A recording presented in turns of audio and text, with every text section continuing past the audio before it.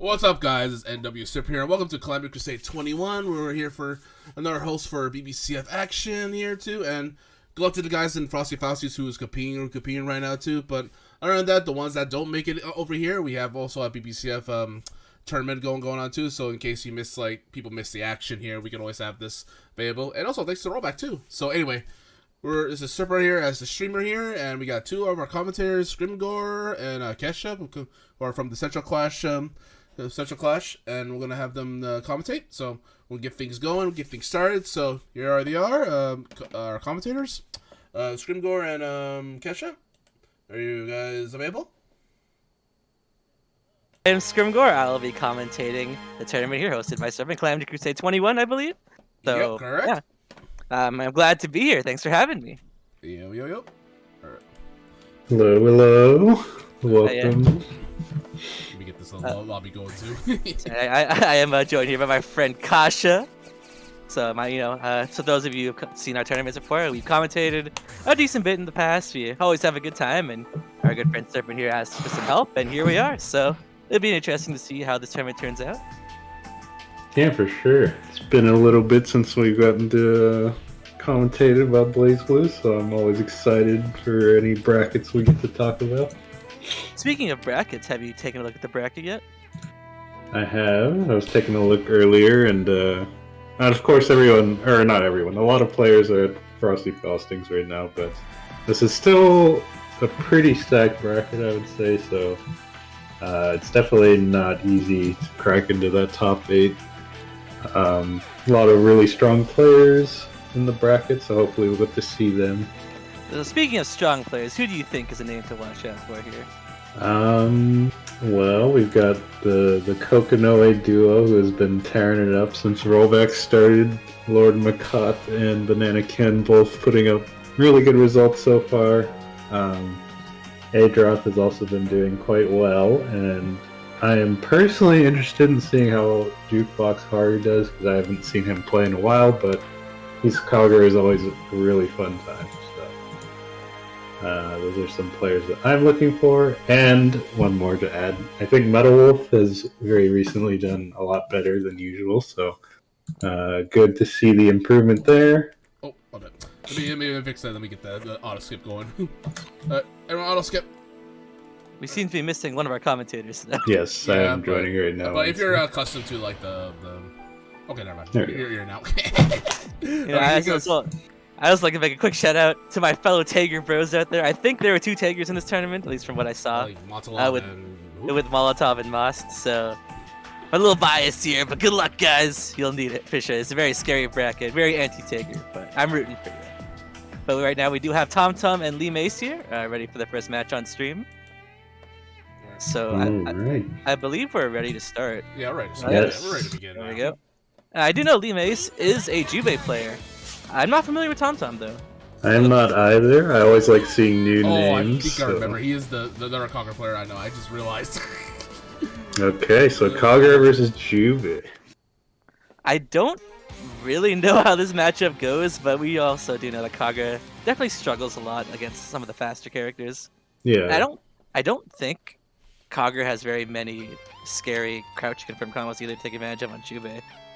So We'll see, but like you said, I think Kagura does have some trouble against some of the more mobile characters. Juve definitely slept on in terms of how quickly you can whiff punish and move around the screen, so we'll see if Mace can take advantage of that. Yeah, I mean, ever since Rollback hit, we've been definitely seeing a lot more Juves around, and he's really showing how scary the character can be. Yeah. Oh, Beef half out of pressure, but Juve dashes out of that and grabs a combo. Yeah, that is going to be a full conversion. Oh, I'm not sure if he wanted that 6-8. That's a full punish, but Mace does burst. He doesn't want to take that Kagura damage. Yeah, I have to guess he wanted like a micro dash 5A or something like that. Yeah, since Juve doesn't have normal parries, so you have to be careful about that 6A and 6B. It's caught with a 2DC, I believe. And it's full combo. Yes, this is the Kagura time. 4K in the corner. That was a good jump out, and he's back in the corner, but that's alright. He does have priority here. Okay. There's the counter assault. Oh, dash up into install. Yeah. Interesting option there, but... Usually Jube's want to make your opponent block before they do that. Oh no. Ah, gets caught on the tech. Unfortunate for the Right. Mace, but it looks like we're sitting at the 8 stack for the burst. They'll be getting the burst back very soon here. It's not over yet. Yeah, I mean, Jube has some really solid damage once he has the resources going. Or gets a starter like this. Yeah, this but, is 4K in corner pretty much all the time. Yeah. We're really looking for that 50 meter into the install combo, so that should be coming up this combo, I believe. You think he'll end in? No, I don't think no. so. Yeah. Okay. Usually when Jube goes combos into install, it's either right here in pressure or it's at the start of the combo. Yep. And now they're... Oh, I don't know if he meant that counter assault. He might have gotten crossed up, but Yeah. that was good EA though. That's not gonna be death. Oh, never, it is gonna be death. That was the active blow. Yeah, he's an active flow. I thought he got an active blow when it hit. That's my bad. But yeah, that is perfect there for Lee Mace. You didn't have to spend OD for that. That's true. But yeah, Tomtom definitely did not get to play his game right there.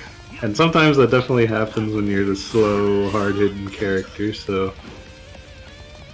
Yeah, like, he's gonna. Well, I guess Lee Mace kind of just let Kagura approach him. That's not Yeah. usually what you want to let happen as Jube, because now you're in this position here. Jube does not have a reversal, and he also doesn't have his burst. So that makes Kagura kind of run his game plan here. And up Yeah. close, Kagura's B buttons are actually very scary. But it looks like Lee Mace went out of there. Oh, Oh no, the 60. he That, could actually kill. yeah, that was the commentator's curse. That was absolutely death, assuming no drops, but unfortunately there wasn't. Okay, command grab setup, no follow-up. And I think he was just But- probably expecting a burst. Okay, Limes is within range of a flash kick death though. And he can't cross it up, so... Oh no. Now he's super in range of a flash kick death. Oh, look at that jumping. A little impatient there. You saw the blue exclamation mark, so Lee Mace is not holding barrier as he tried to jump out. I think that actually happened twice, like catching in that spot exactly, so... Yeah, I think so as well. I mean, usually you want to link lows in your pressure to catch Yeah. opponents jumping, and that is like, precisely what happened there. Lee Mace not ready to hold barrier, so definitely got caught out there. But it is now 1-0, and thanks to the handy-dandy rematch feature, we're straight into the next game. Oh yeah.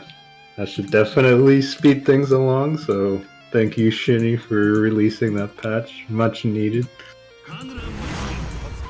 Among other things like the spectator bug that would definitely hamper tournaments. We do have some backup plans set up in case that happens, but Oh that was my a good God. save. I hope we don't have to worry about any spectator issues here.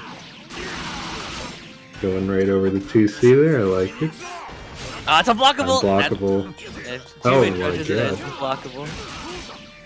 Dashing everywhere, but Lee Mace finds the corner here. Overhead into overhead. I don't know about burst. that burst. I mean, Kagura is definitely a character that can run this back, but it's going to be very difficult, and Oh. that's going to be it. That burst was not worth it. You know, sometimes you believe a little too hard, but he is up a match in this set, so you do have some time to play around, I suppose. For those of you at home who don't really understand, as you can see, when you burst, your gauge turns to 0, and your burst really only goes up in active flow or when you're getting hit. But because it's all the way at 0 and we're going straight into round 2 here, bursting at the end of round 1 and losing is Oh my possibly the God. worst thing that could happen. You won't get your burst back unless the game goes on for quite a while. Hmm. But if Tomtom can win this round, that will turn things around. That is true. Okay, yeah, he's looking for the flash kick, but Tomtom has not used a single C fast so far, so baiting that up before the option is shown is a little bit interesting, but he is one hit away from death. Burst? Oh, not even getting a chance to use your burst. Yeah, with that, Lee Mace tying it up 1-1. Saving it for the next round. Yeah, next round. The next game. Yeah, speaking of next rounds, I've been seeing a lot of 3-round lobbies lately, ever since Real Life hit as well. And those kind of tilt me, just a bit. Just because of precisely what I said. It really messes up with burst timings, and it kind of changes the flow of the game. So Yeah. it feels weird to me, but We don't run 3-round tournaments or 3-round games in tournaments, so it's fine. Alright, so game 3. I will say, like, Mace feels like he's in control more than Tomtom is, which could be the nature of the characters here, but Tomtom not getting to play his game too much. Or so you say. So I say. Nice. Again, getting hit by Wyvern, that only means that Mace is just trying to Mace is showing a lot of impatience in this matchup. Yeah, Tomtom is not really going for any like mix-ups or anything. He's just sort of doing mids and lows. So. Oh yeah. 5 DC. That's a frame 1 anti. That's gonna be dead. Yeah. Not only is it frame 1, it's also very active, which is why it worked there. So. I mean, Jubei went through him and then got hit. Yeah. Okay, so that was a Kagura round right there. Oh. Oh. The standoff. It looks like Tomtom was a little too slow there. This is giving Mace the advantage he needs. Gets hit with the overhead. And now we're in the Jubei mix. Okay, Never mind, we're not. That was the maximum size projectile there. It does get bigger as it travels across the screen, so you saw how big that projectile was. Yeah. So, this is still scary for Mace here. Has one solid hit. Confirm. Counter hit, confirm only right there. Coming off 6. And he has no first, he's actually just dead. That is absolutely dead. Congrats to Tomtom for taking game 2 here and closing out the set. Or game 3.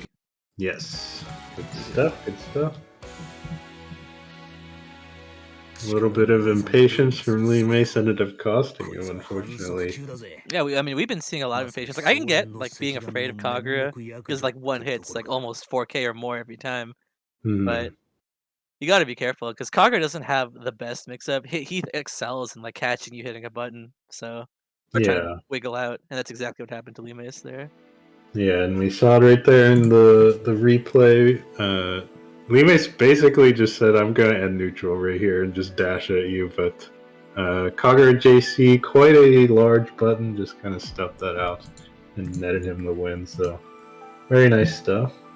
If there's anything that Kagura has, it's large buttons. Those of you who watch Serpent stream, he is a Kagura player, so you definitely seen some high-level Kagura play from him, of course. Yep, definitely. Check out for NLBC and City of Mayhem. The last like 2 weeks ago, I believe. For sure. Definitely look it up too. So I believe we have Boop and Fatty Rivers up next. I am not familiar with either of these players as well. I said knew Mace, but Boop and Fatty Rivers, I am not familiar with, at least by name. Do you know them? I do not, but if I'm to judge by their decode, Boop appears to be a Naoto player. And we'll see what Fatty Rivers brings once we see him in the room here.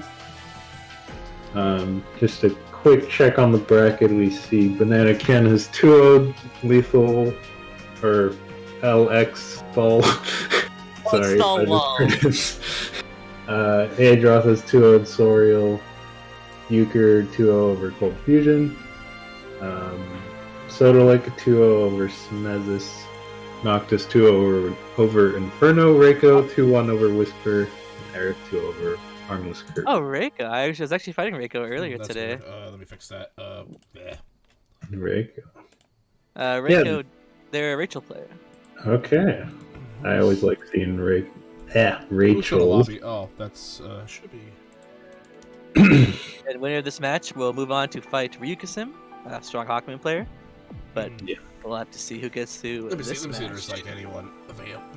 Anyone going on right here? Anyone in the lobby?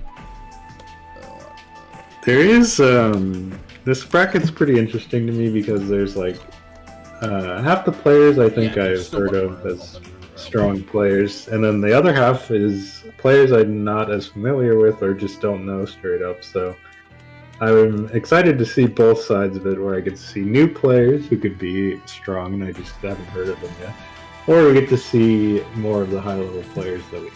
So definitely. like I think like every other bracket has a name I recognize, and like the other I don't know. It looks like Mr. Rivers couldn't jump in, so I'm gonna try to. Sounds like Mr. Fatty Rivers is AFK at the moment.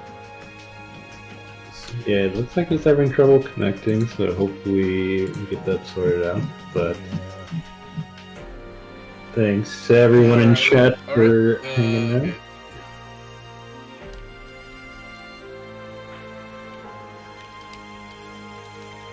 But so far, looking at this bracket, I don't think I've seen any upsets. Oh, it looks like IGM also advanced 2-0 over Reiko Blue.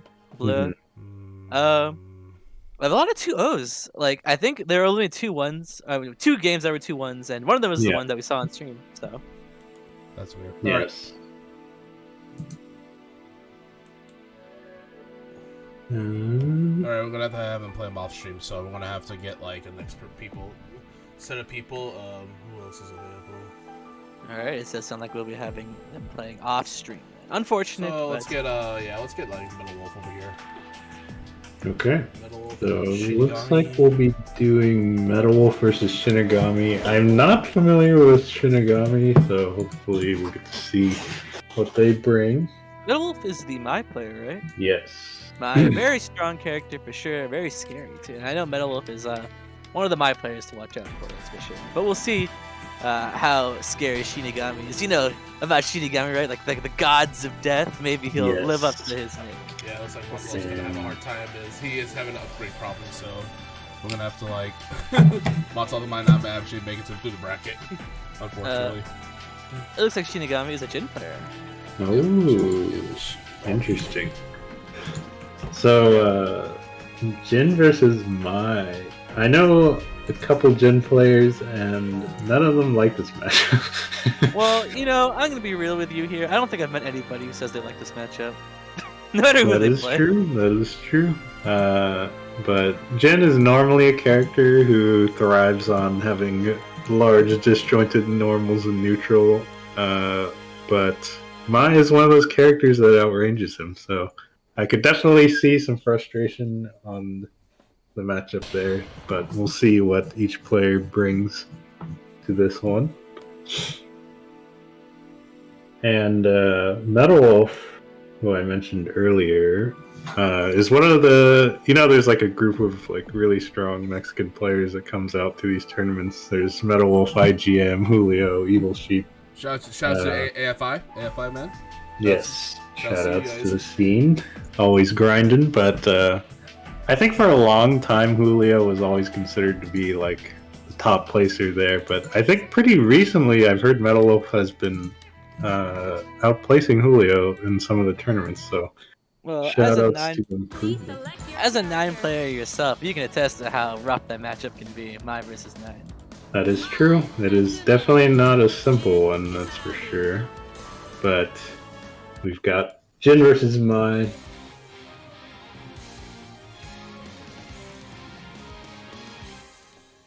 And as far as my players goes, like between Metalwolf and Kyo, who's the other like really high level Mai who's been placing well, I think they play pretty differently. Oh no, they both round start Hime Yuri. That is true. Oh, the redirect there. Oh, there's that overhead.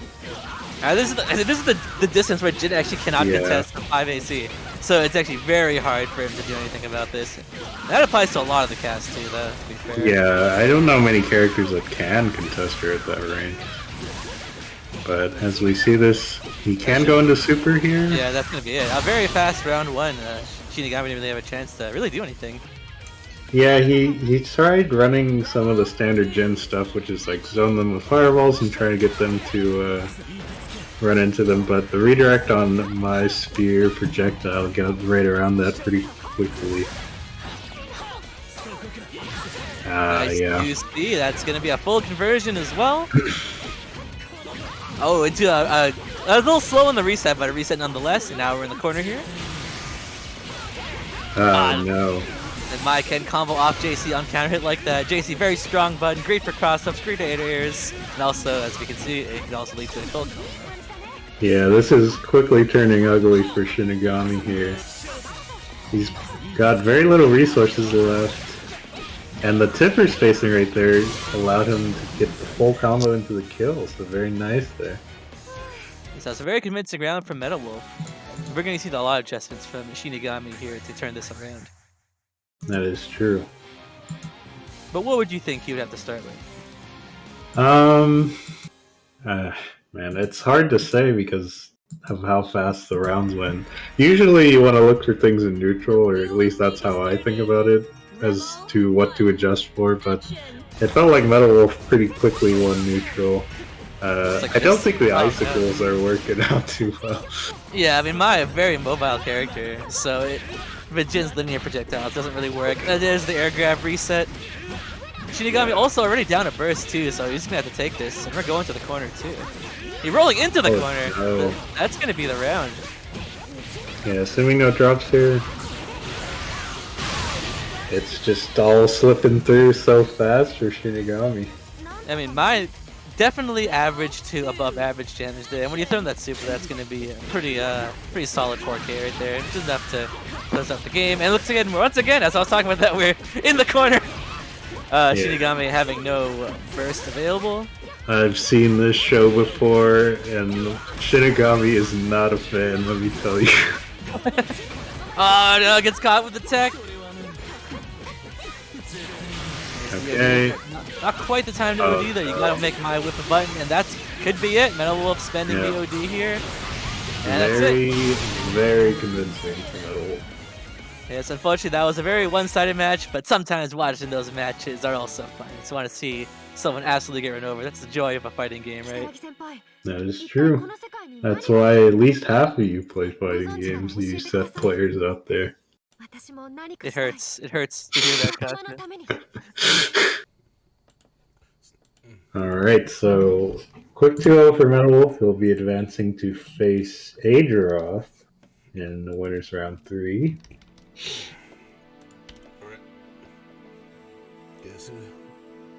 Okay. Okay, so, I think I gotta see what happened. Fire Rivers couldn't jump in the lobby because he didn't switch over to the public mod.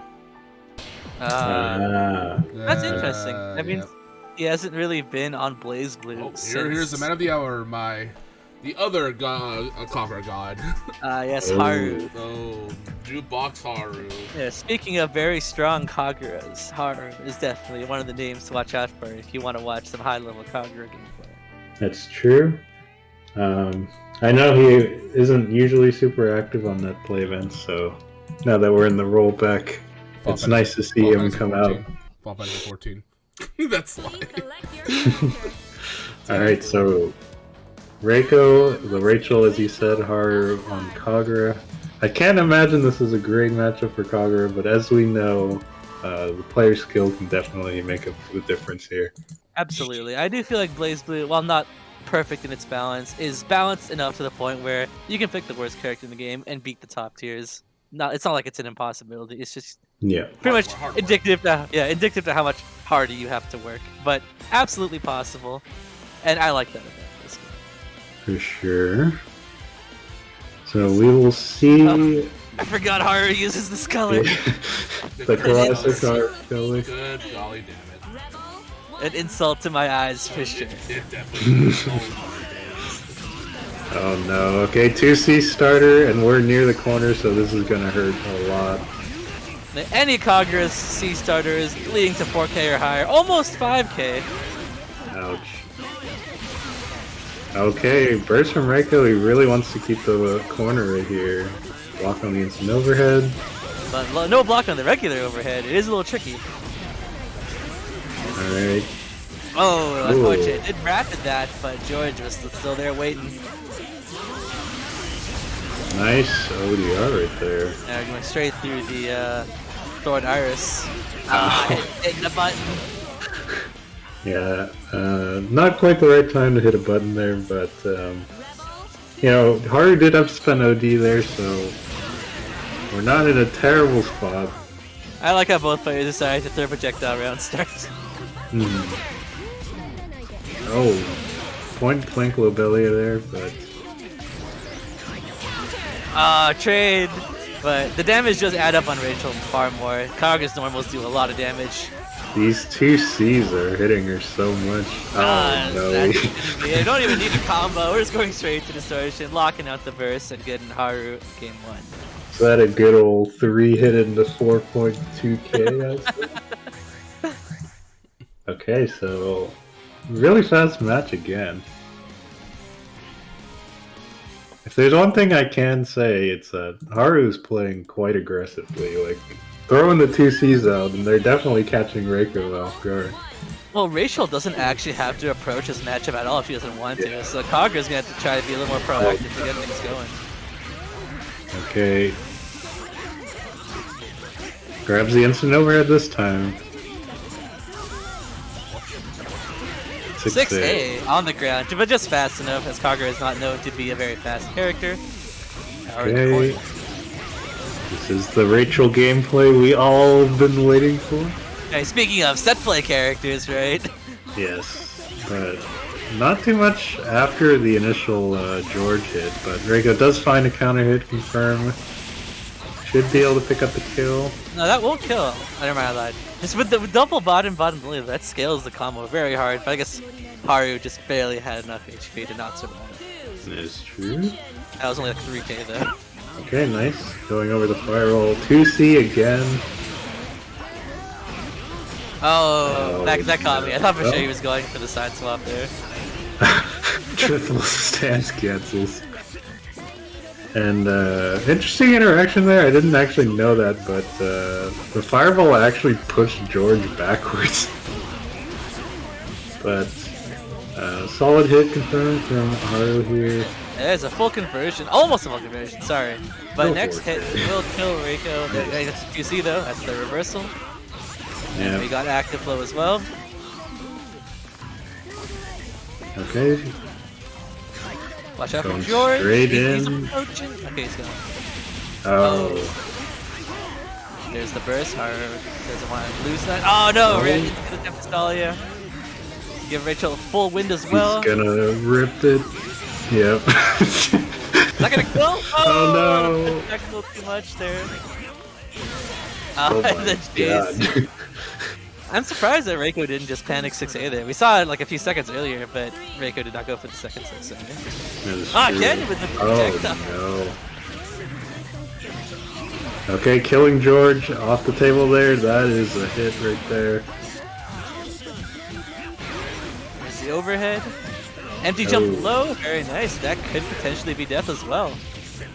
I mean, what am I talking about potentially? It is death. It's Kagura. Of course, he's Reiko's here. You should be able to pick up the super right here. Empty jump low into 4.7. I like it. I like it. You know,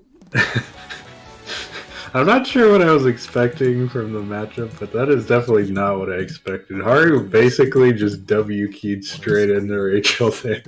I mean, he has to a lot of the time. Like, I get Rachel can approach it. We definitely saw it from Reiko, but yeah, a lot of the time Rachel's keeping at that weird distance where Kagura normally can't do anything, but those 2 Cs were definitely catching Reiko off guard. I don't think they expected 2C to go that far. For sure. Okay, so 2-0 for Haru there. We'll see more of Reiko in the losers bracket, hopefully. But yeah, I think with that, we've cleared out winners round 2. Except for Ryukasim versus Boo. And I see Banana Ken in the room right now, so it looks like Banana Ken versus Orange will be next. That is Hazama versus Kokonoe. Yes. Alright. So, I would say a good part of Kokonoe's game plan revolves around Gravitrons and how they manipulate the opponent's response/movement. I actually don't know how much her Gravitrons affect Hazama's chain movement, so... It doesn't affect his initial momentum, but it affects the momentum afterwards. It's very similar to Tager with Magnetism. Okay. So, I will be looking closely as to how that interaction works, but these are both some very... Like, in terms of fighting games, I think these are 2 very non-traditional characters when it comes to how they play. Kokinoe, of course, has the Gravitrons, the Fireball, and the Lightning Pillar all set up for her. And Hazama with some very unique chain movements. Yeah, I don't think Hazama has too many like awful matchups, and this definitely is not a bad matchup for Hazama. But I don't think I would put it in his favor. Yeah. If Cosma gets locked down by Kokinoe, he has like 0 defensive options, and Kokinoe is a set play character, and I need to tell you about set play characters in fighting games, especially in anime fighting games. So yeah, and Blazblue set play characters are no joke. And Kokinoe, of course, has been nerfed from her glory days, but she is still a monster to fight sometimes. So, you know, a little bit of some FYI. You were actually fighting Fnatic earlier today, weren't you? That is true. We played some good games, and he definitely dumpstered me most of them. But alright, okay. Orange, what the hell are you? Is Orange still available? Orange. We seem to be missing Orange. Oh god. Orange, are you here? Orange. Alright. He's not responding. Alright, I'm gonna have to switch it out too, because if Orange is not responding, if he's not available, then we'll have to switch up. Alright, Banana Man. Sorry about this. No problem. I'm sure we'll see Banana Ken later in the bracket. You'll see him later. Very strong Kokinoe, so. Alright, let's get Adroth and Metalwolf again. I can't believe you would discount my friend Orange, but you know. Well, if he's not here by then it's out of my power. I'm very sorry. But hey, guess what? DQ. I definitely think Orange is a player who has improved over the time where I've seen him, but if you don't show up, you can't show that off, so it's a little unfortunate. That's like saying Fenrich would win this tournament, but he's not here right now to win the tournament. That's true. Yeah, unfortunately. Any one of these players would take it over Fenrich right now. Yeah. Not me, though. I'm not in the tournament. What's going on? Okay, so I believe we're looking for a match. Adroth versus Metalwolf would be an interesting one. I know you are the Susano main, and you do have I Despise Mai on your default. Unfortunately. That's true. Susano versus 9. He's running everything. Yeah, exactly. Oh, Orange said he's here.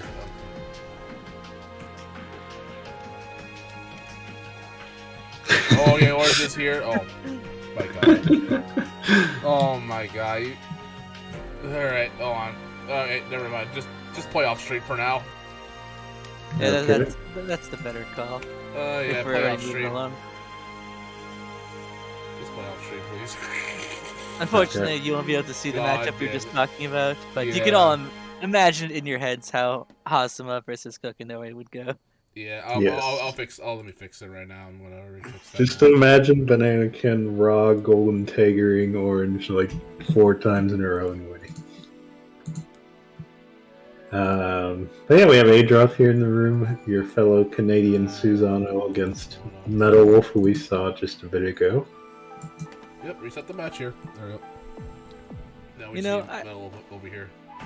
I bring it up a lot that Adroth is Canadian, but just now when you mentioned, I was like, oh yeah, Adroth is Canadian. There are actually a surprising amount of fairly solid Susanos in Canada, and I don't know why that is. Yeah. Oh yeah. Just another thing. If you have all improvement mod, please remove it to avoid crashing the game. Please do me a favor. Okay. I have never once used improvement mod, so I guess that's good. I just want my color. I do know that they recently released a patch that will work with the rollback beta, but if it does have that issue, then yeah, that's unfortunate. So. Yeah.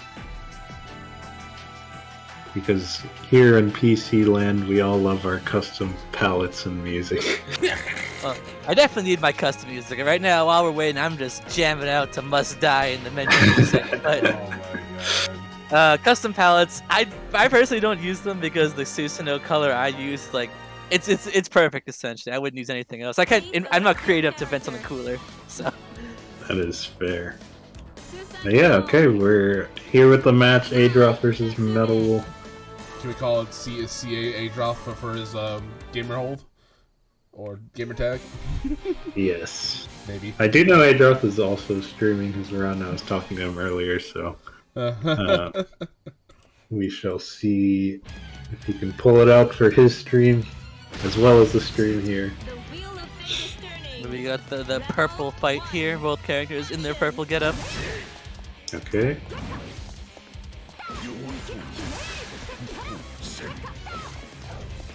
Adroth playing very carefully here, trying to bait out anti-airs, but it looks like Metalwolf was also playing careful, and actually led into in the corner here. Gets countered. That's gonna be a burst, but Adroth still getting DP regardless of that burst, so that's actually a pretty good trade. Yeah. That's not a counter hit. You can't confirm that counter. Yeah, that's the classic where you 6B and the second hit gets instant block, and then you frame trap with 5D or something like that. Okay, so pretty respectful from both players so far, I would say. Adroth definitely playing a lot of respect around Mai's 2C, as you should, since it is very large and quick. But Adroth does have his DP, which is really important. I'm actually so surprised Adroth didn't DP there. We saw Metal commit to the CCC, no. So that was a free DP. Okay. 2C on Wake Up, very nice. Level 2 lightning hands. Oh, there's a 2C we're talking about. And 2C in return. That's not gonna count. No, that was a little too far for that to confirm. Unfortunate.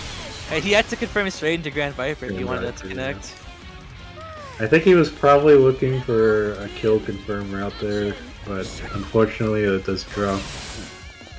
And he is down OD. I mean, technically that doesn't drop, it's just all on distance, and that was just the unfortunate distance that he dropped was not bad. It got the press though. Yep. Any true Susanoo player will tell you that's the only steal that matters. Mm-hmm. Nice. The overhead. We're going the corner. And with the no-tech catch, that's also going to give him a free DP and the corner.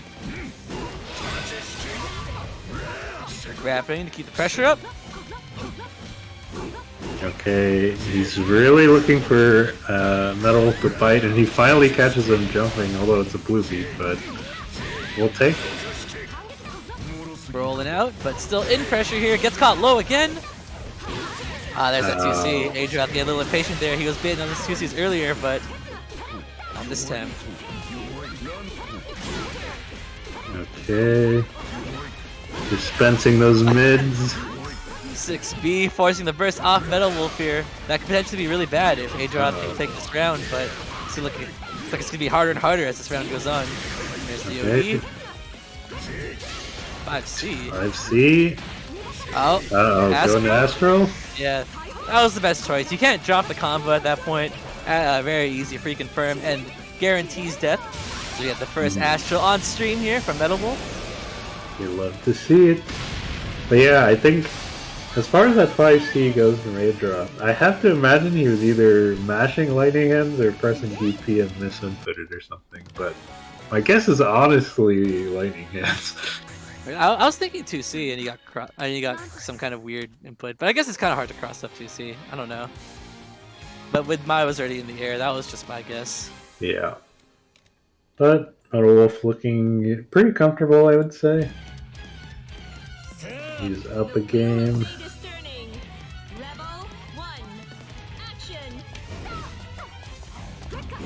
Both players keeping their distance on round start. Gotta watch out for those projectiles though. Oh, it gets caught by the redirect. 6A right here.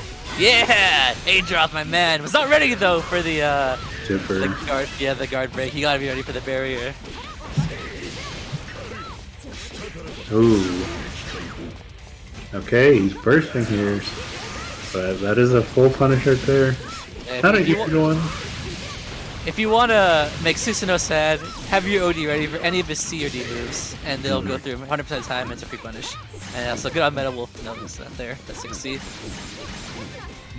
Okay. It's funny, the way that Metalwolf pressures is very, very different from Kyo.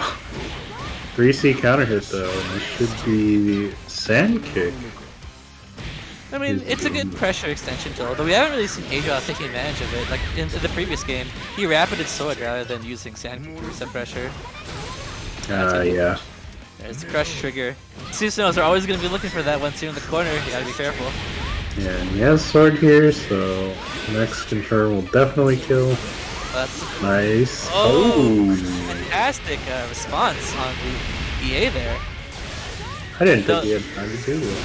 Well, it was a 2B whip. Like I said, you have to be careful about C and D moves, but if you get Susanoo with a B move, it's a little iffy. And as we saw right there, that's what happens.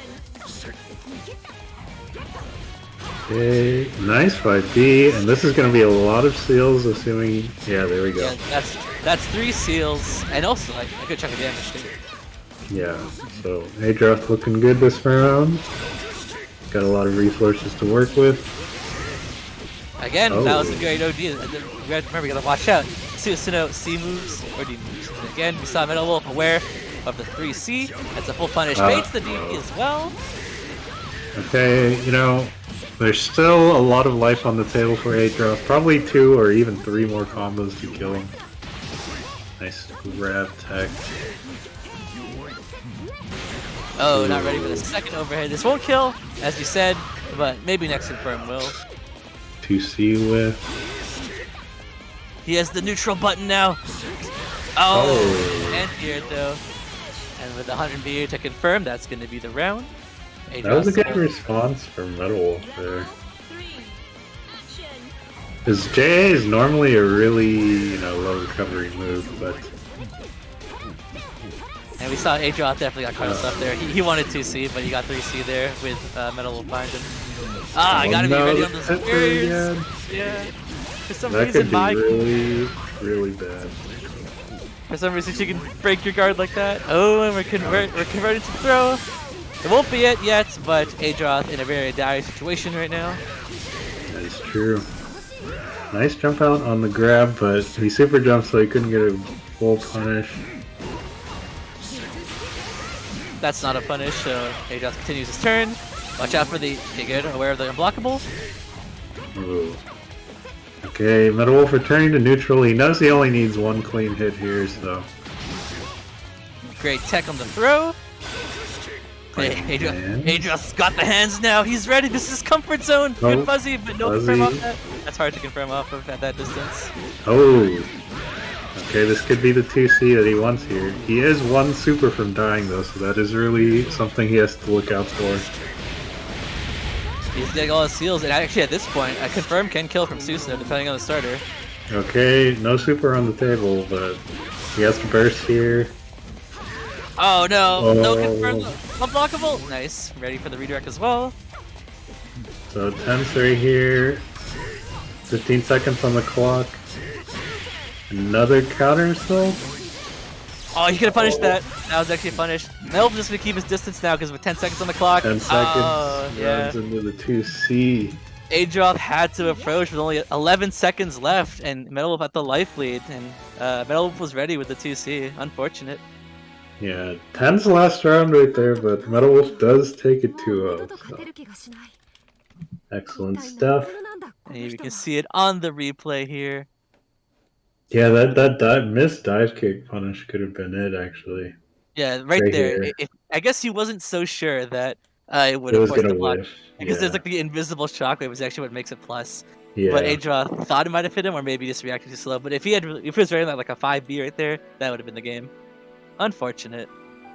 Yeah. But, congratulations to Metalwolf. He will move on to face Banana Ken, who did 2-0 orange off stream. Well, maybe hit him with 4 golden tigers, like you said. Could be, we'll never know. Although if he did, I would definitely put that on Twitter. I mean, that's something I really wish would have been streamed if that happened. Okay, so we're jumping right into it. Ryukasim versus IGM. That is Kagura versus Hakumen. Yes. These are 2... You can ask me anything about the matchup. Yeah. These are two, like, I would say normally slower paced characters, but I think both these players are pretty aggressive in how they play, so. I mean, when you have two slower characters fight each other, it actually goes kind of fast. Funny how that works. It's actually been a little bit since I've seen IGM, so let's see what he brings to the table here. The third Kagura we've seen on stream. For all you budding Hawken players out there, fun thing about this matchup is Kagura can actually contest 4C, 4C, which is actually very annoying. And 2C from Kagura also beats Kishu Enma, so you have to be very careful about being on the ground as Hakumen against Kagura. Okay, so slower pace neutral here, but Ryukasim finds his way in off of a mistimed B orb. Going for the reset again, you'll be seeing a lot of that from Ryukasim. Very Ryukasim of him to go for resets. That's something he loves to do. Yes, but overhead starter is pretty big for IGM here. Oh no, he didn't succeed. Nice. Oh. This can't go on for too much longer. Yeah, there you go. He has to end the combo right there. That's still a good amount of damage though. Is that a punish?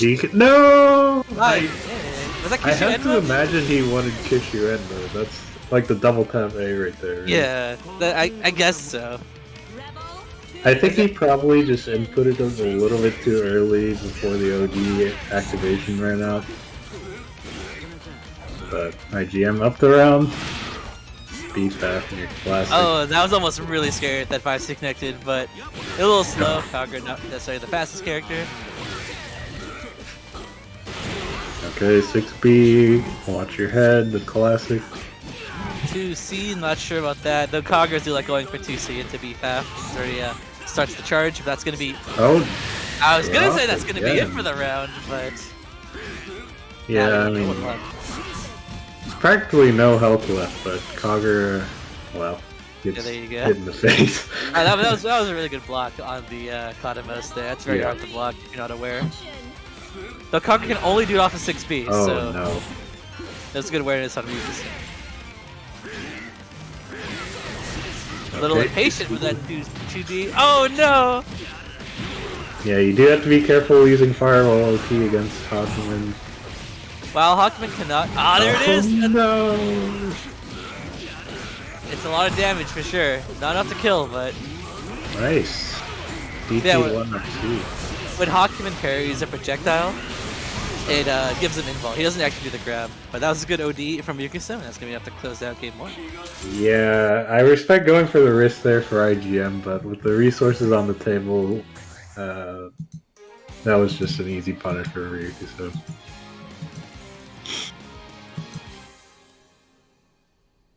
Okay, so 1-0 so far. The wheel of fate is turning. Rebel 1. Oh, 60 almost hit there. Oh, 3C counter hit. Oh. And the reset once again. Okay.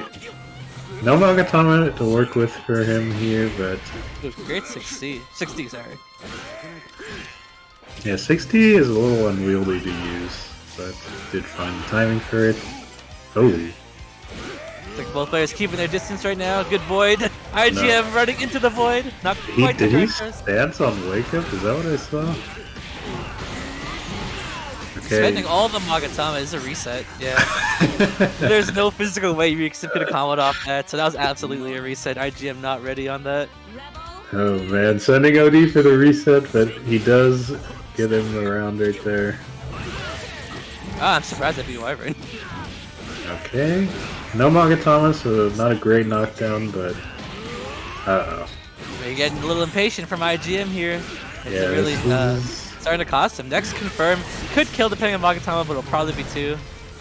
Alright, there's that invul I was talking about. Yeah. It's not dead, but next hit will definitely kill. Even a counter will kill at this range. There's the impatient OD. Oh, that was a punish! Hakumen JD is the worst thing on Whiff, but doesn't matter. Not ready on the punish and takes the JV to close the game.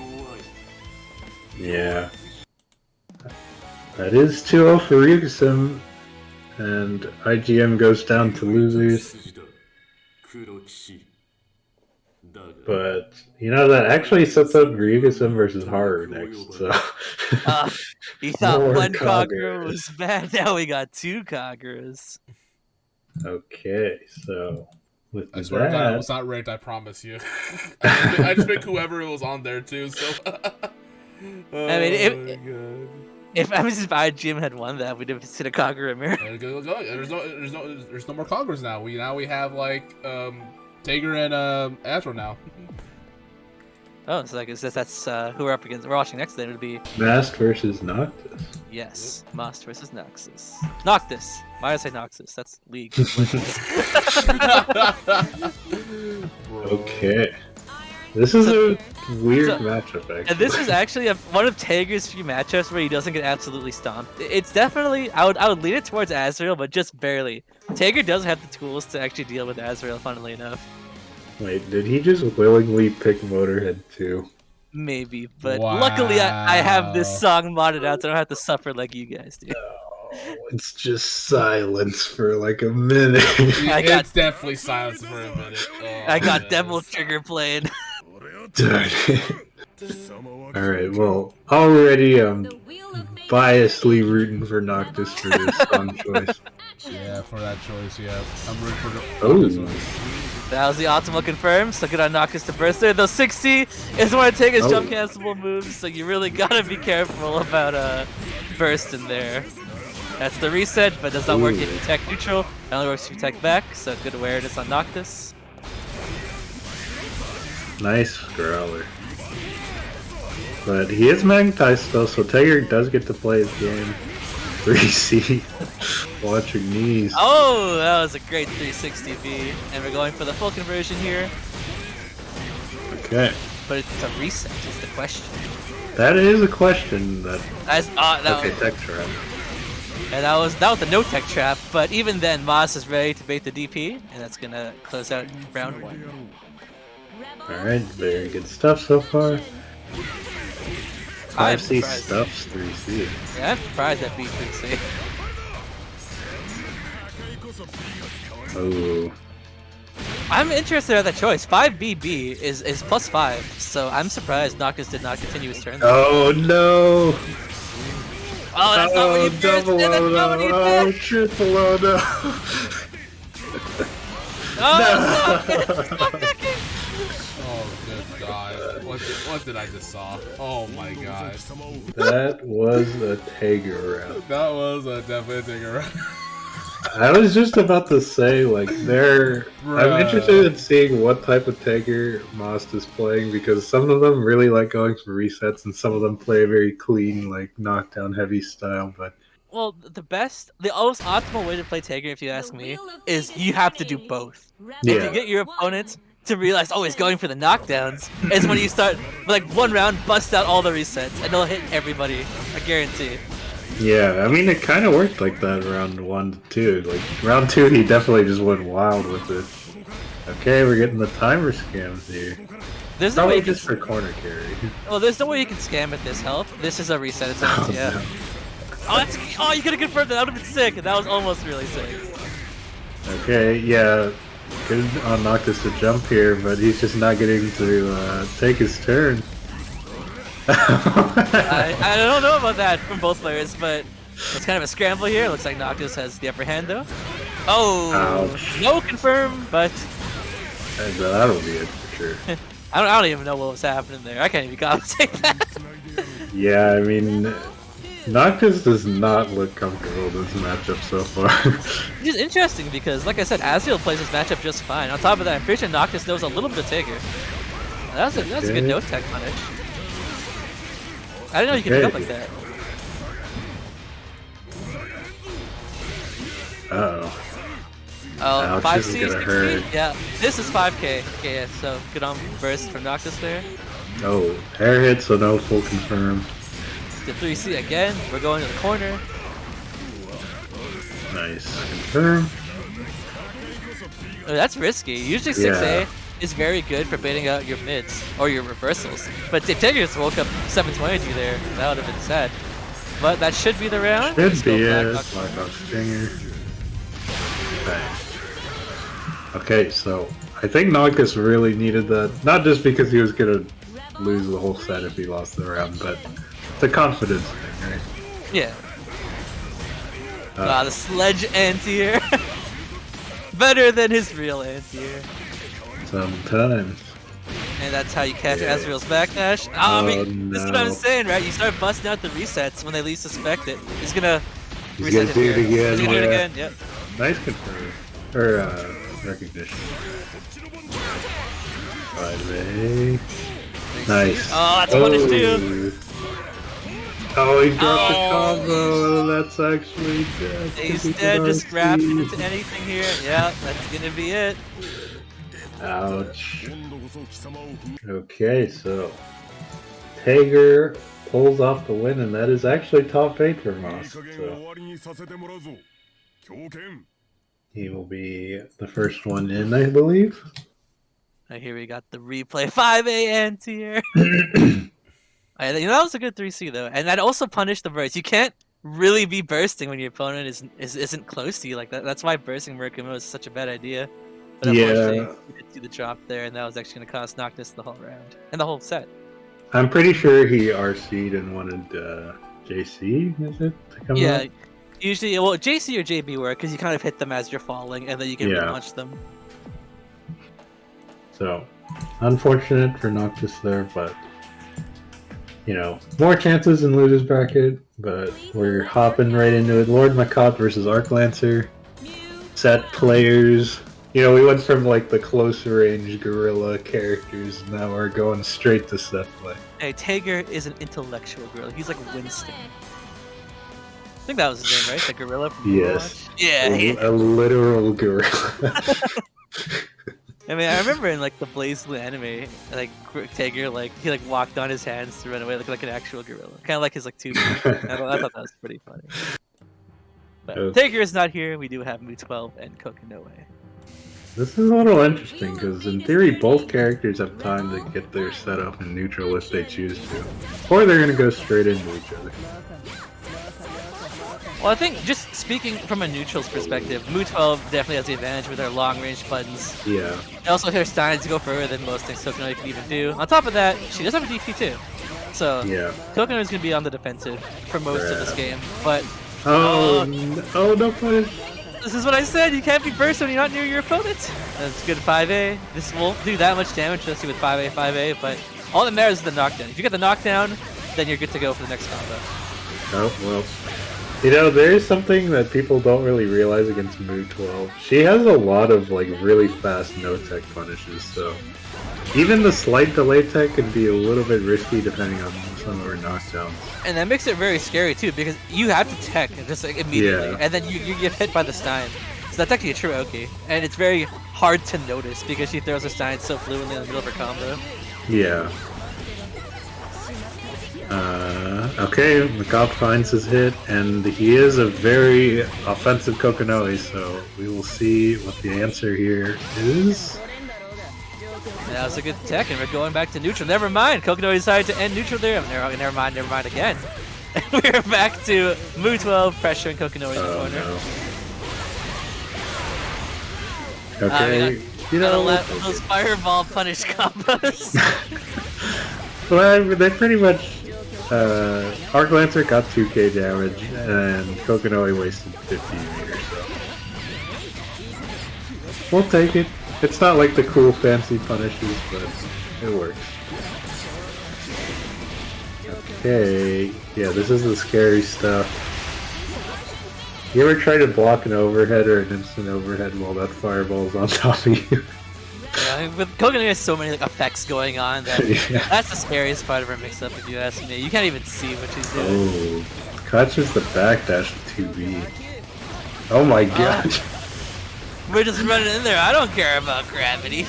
Yeah, and Mu12's quarter game is seriously strong. And the no-tech punish, he's actually dead if no drop. Yeah, just ended with super here. We don't even need super. Okay, we may not need super, and that's gonna be it. Yeah, that actually does less minimum damage than I thought. That's like about 700-ish minimum damage.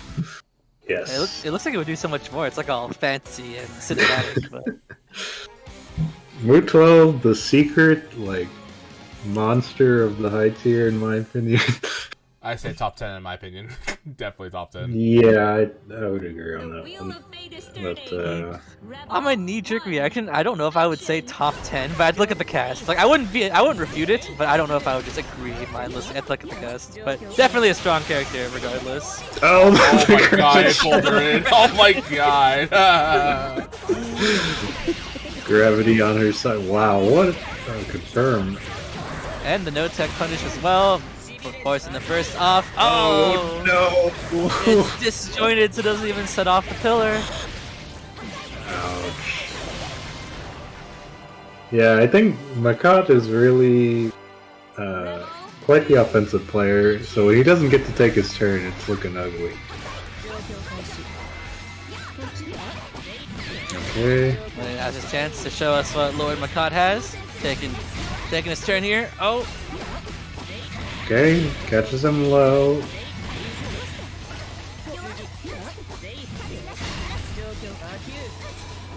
Keeping the pressure up. There he goes.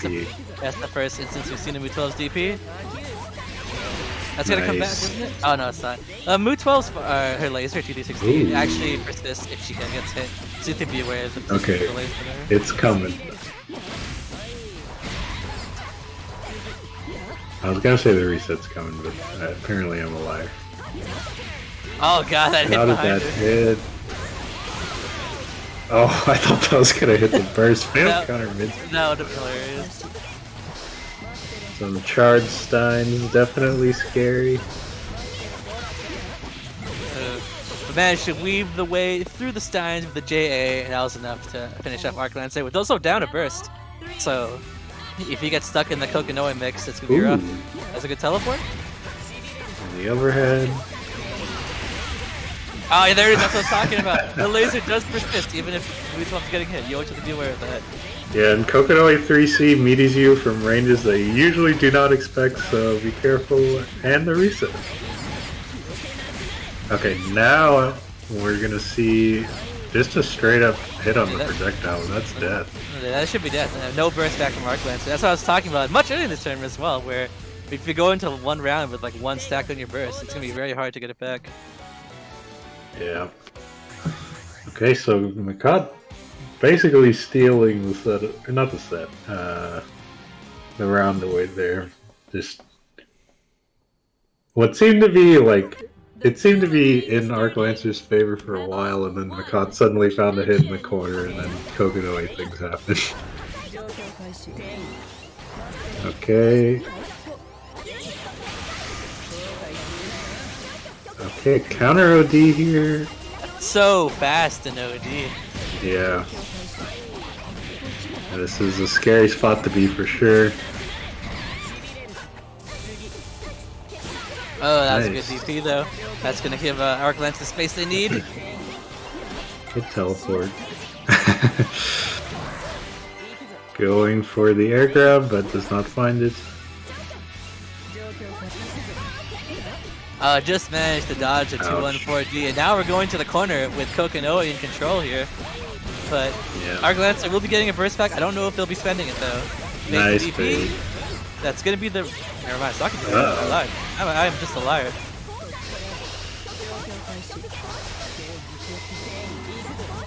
We're playing a bullet hell now. Yeah, the Steins are ready to go. And they really do a lot of damage, honestly, on raw hits, so... I mean, getting hit by 2 Steins is about 1k. No. Up by the Super Stein, and it's actually going to turn around. Mccot just got zoned to death there. We can see Mu12's strength as both a zoner and a rush down character. Oh my god, the raw I saw that. Oh, someone clip that. Why did that work? Yeah, and Mccot excelling at the scramble, drops the combo though. Oh no. Oh god, what's happening? He got pulled into the gravity, which let the combo work there, and that's going to be not death, He's just going for the Oki here with the fireball, but it's called low. And this is going to be the final round, game 3, round 3. What a weird set we've been so far. Ooh. That does set away the pillar though. That's no full conversion though. Return to neutral. But Mu 12, as I said, does have the advantage in neutral here, so it's going to be a little difficult. No. I spoke too soon. Mccot did find the JB. JB again, very strong button. Nice block on the overhead right there. Oh, backdash into. Oh god, it's so fast. What's happening? I don't know.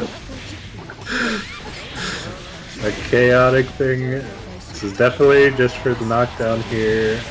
That was pretty cool. What? The crush trigger. Yeah, the crush trigger pushed her away and then flew back into the graviton, which got hit by the fireball. So that was cool. A cool way to end it. Yeah, and with that, we did see Lord Mccot turning things around. Moving on, yeah. 2-1, I believe. What? It's chaotic set for sure. Oh Jeez. shit! 2-1. Yes, you're right. I was too busy scrabbling around. All good, all good. Yeah, you can see the replay catches the note or catches the tech, and I guess Arclancer wasn't ready to block or something. As able to confirm straight into crush trigger there, and that was enough to end the game. Yes, and that does set up Kokonoi mirrors in winners semifinals. Now we got Moss and what was it? Ryukasim, I believe. So this is actually top 8 now, isn't it? Yeah, we're in top 8 now. Now we're in the top 8. So Ryukasim taking it over Haru, but you know, Kagura versus Tager definitely in Kagura's favor. Tager versus Hakumen also in Hakumen's favor. So Most is just not having a great day in terms of matchups. It's another beer again. When you pick Tager, you know it's gonna happen. It comes down to how Ryukasim plays. I've actually fought Ryukasim personally with my Tager, and I don't think Ryukasim takes full advantage of how dumb this matchup can be. He likes to take his offensive approaches rather than playing defensively, and because of that is actually just Tager some opportunities to turn things around. Because Tager thrives on your mistakes. True. Oh, but it looks like we are going Tao Kak. Interesting choice.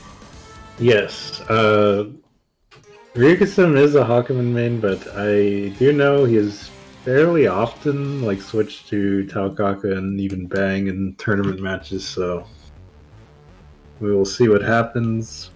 A lot of the times I feel like he makes the switch in weird matchups or weird times, but sometimes it just works out for him. So I mean, just like every other matchup, this matchup isn't the best for Tager. A character very fast and very neutral oriented, kind of runs circles around Tager, but I mean, I can't speak for all Tager players. Me personally, I actually don't mind this matchup. There are definitely ways Tager can abuse this matchup. Yeah. According to some quick mention in chat, it looks like Moss does not like this matchup, so that's why Ryukasim picked it. Which is fair, this is the tournament. Yeah, if there is one thing to note, it's that Ryukasim has to hit Moss a lot. But, okay, just cashing in some damage here. Catching Tao is definitely not an easy feat. Nice blocks. That was a chance to take his turn, so I was good on him. Immediately got the burst off Ryukasim, but we're still back in the corner here. This won't be death, but next hit will. And speaking of next hit, that was a TRM.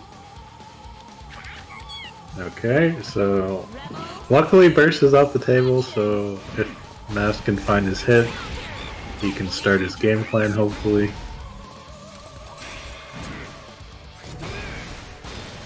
Tao just keeping her distance. That was a good 2D.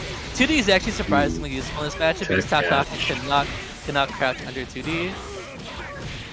Nice combo. Tech catch number 2, but looks like Ryukasim was aware of it this time. 2C, not the best anti-air this matchup. Usually, for anti-airs this matchup, Tager wants a 2A. Yeah, at the speed that Tao moves, it's too slow. You either have to be really predictive with it, or just use something else. Nice block so far. Gets crossed up in the corner, though. Okay, he does have that magnetism. Nice. That's gonna be the round, assuming Ryukasim doesn't burst this. He dropped it. The second you see Tager take a step forward, you know he's dropped it. But why did that? Right. That's traded. It traded it. But trade still technically favored from us, so it's fine. Okay. This is a decent starter for Tao, I think. But he dropped it. No, it's just the Ryukasim reset. Could The classic. be. I mean, Taker's already half dead, right? Oh, he landed on the bowling ball. Alright, so Taker not having a fun time over here. Oh, That is it's ooh, regular. Oh. I only can assume that was supposed to be a reset attempt right there, or drop. But... Moss actually went for something there that I've been actually trying to slowly work into my own game plan, which is just jumping and ODing. Because in Tager's OD, his drives do get armor, and actually out of all his moves, JD gives the longest and most consistent amount of armor. So, I guess he's trying to bait an anti or something, but you know, Tao doesn't even have to contest Taker, she can just fly across the screen. But that was good on Moss for doing that, I like that. Taking advantage of Taker's overdrive. I think I actually got desynced right there. So I am going just switch to the one screenshot. Okay. So we are going into game 2 here. Again, you don't really want to be using 2C in this matchup, it's a little rough. Even on whiff, it's also like horrible, it's like minus 20 or something on whiff. Yeah. And we're gonna put Taker in the corner here.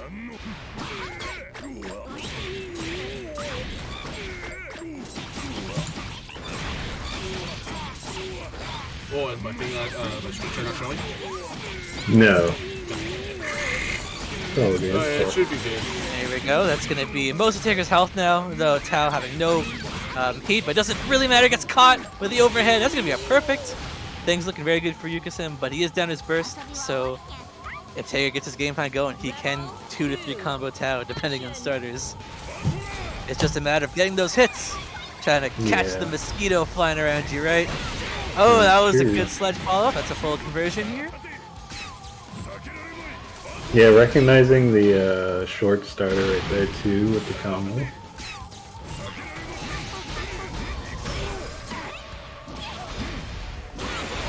Going for some kind of reset, but it doesn't matter. It's still caught Ryukasim, and that's going to be a perfect in return from Moss, also getting his burst back very soon here. Going into round 3. Okay.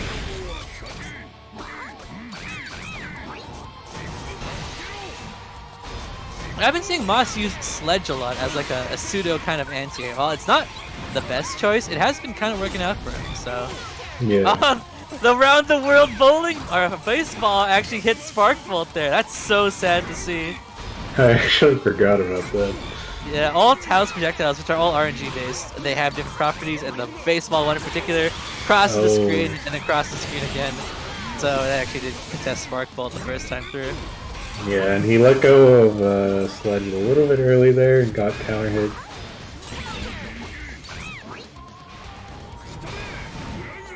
Ryukasim looks pretty comfortable here, so we're gonna need to see a good read, I believe, another. That was a good tech on the purple, but it doesn't really matter. Ryukasim can get away with these purples, not only at this healthy, but also the fact that Tao just returns to neutral. Tager is still at disadvantage. Oh! Proving me wrong with 2C. Trying to go for a purple setup, but does whip it. You confirm this. This is big damage. Oh, purple in return. Oh my god, double purple. Oh no. You can kill here. Oh my god. Oh, okay. Somebody. Moss could have actually killed there without having to go for the atomic collider. I'm gonna flip that one. That one's a good one. That is the classic. If you're not ready for the first purple grab, the second one like always hits because you try to tech it the first one and hit TRMs. Yeah.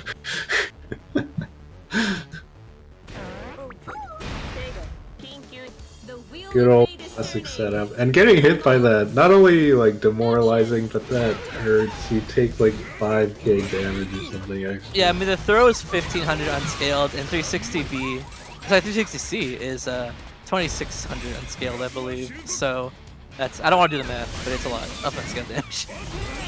Yeah, I think 4k. I think I said 5k. Regardless, It is 1-1, so... Ooh, really nice turn there. Recognizing he had to charge his ledge to get the distance. I don't know about that wrap. Oh no! Tao flew into it! Though, good awareness on Ryukasim from the purple throw setup there. That is the best way to avoid it, is you just double jump. Yeah. Alright, so magnetism is over, so Ryukasim feels a little bit more free now. Nice. It looks like we're turning into a purple throw game here. Ah, gets caught with the Spark Bolt frame trap. Okay, so Tiger on his way to close the set out almost. Were these the adjustments we needed? We needed purple throws. Sometimes it's all you need. That was a fully charged sledge counter. You could have gotten so much damage off that, but it's alright.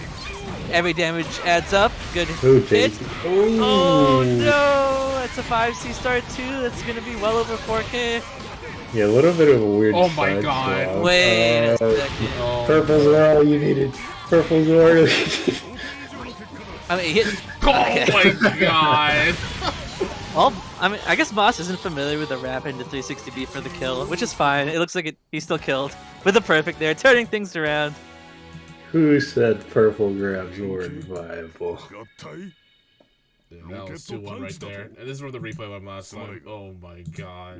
Tiger making out like a bandit there. Yeah, it's a TRM. That's what happens when you try to tech the first one, but you're too slow. And here, I think Moss should have 360 or wrap into 360B. That would have killed, and that put him in a situation here where he could have lost. But Ryukasim did get hit by the Spark Bolt, which is very interesting because Tao can just crouch under Spark Bolt, so she should never have to worry about Spark Bolt at that distance. But I guess he tried to do something there, and she just caught him. Our favorite Kokonoi mirror just coming up at. No. So that actually puts Moss into winners finals. Top, damn. Top that means regardless, he's fighting a Kokonoi, no matter how you slice it. So the master meets the robot you built. Is that what you bet? Oh my god. Okay, so these two have played before in the Kokonoi mirror, and I want to say Mccot won before. I can't exactly remember, but you know, this could swing either way. Well, you know, every mirror, unless your name is Susanoo, is a 50-50 inherently, so. That's true. I actually haven't seen Banana Ken play very often. I've never fought him myself, nor have I really watched any of his tournaments. I just know he's a great player from word of mouth, and he also consistently because if that's what you get for picking Tao. That's on you, man. Yeah. That's so on you. I think Lord Mccot has been around. Both these players have been around for a while, but since rollback started, I think both these players have shown up big results. And Banana Ken in particular has been grinding. Like, if you've ever run into him on rank, he has like 7,000 games or something. So, my man is out here grinding, streaming. We'll see if his efforts pay off in the Kokonoi mirror. I'm excited. I like set play, so I'm down to see this. Ah, yes, Kosh, you're the enemy of us all. Definitely enemy. The wheel of fate is turning. Stop him. Rebel 1. Okay, so Alright, the round start teleport. nice. Oh. A nice counter mash there on the 2A, and we're getting a full conversion here. And going for the corner carry here, setting up the fireball Loki. Oh, that was actually great to confirm. I like that. Outside of having the bunker delayed explosion, there's no way that could have converted to a full combo. Whips the wake up grab though. Yeah, slightly mistimed. Oh no, the double gravitons. Which way are we going? That's a good question. I actually don't know the interactions on when both gravitons are out. Good block on the overhead. The wrench, man, it hits everyone, even Kokonoi plays. Kokonois only know how to use the wrench, not block the wrench. That's true. But That was a good jump out. Oh, that was a good teleport too. teleport. Yeah, now we're back to neutral here. There are so many wacky things going on right now. JB counter hit. Great button to hit confirm off of. Okay, hitting it back into fireball. And that's that gonna does be a enough lot. damage. Yeah, that also lasts a lot longer than I thought it would too. Rebel 2. Yeah, that fireball super is brutal to deal with. Like, unless you've done your crazy lab punish that gets around it, leaving it up on the field is just like so much offensive pressure. But Mccot looking pretty good so far. Got Banana Ken down the burst as well. And now we're in the corner. There's the counter, or crush trigger. Not gonna be that much damage, but it's still gonna set up the Yoki. Yep. Nice block on the overhead, but the grab right after not landing. Assuming no drops, I think Fireball Super will probably close it out. No? Just Relax. barely, but the grab right before the burst came back too. But Mccot taking it 1 so far. Okay. So, 1-0 for Lord Mccot.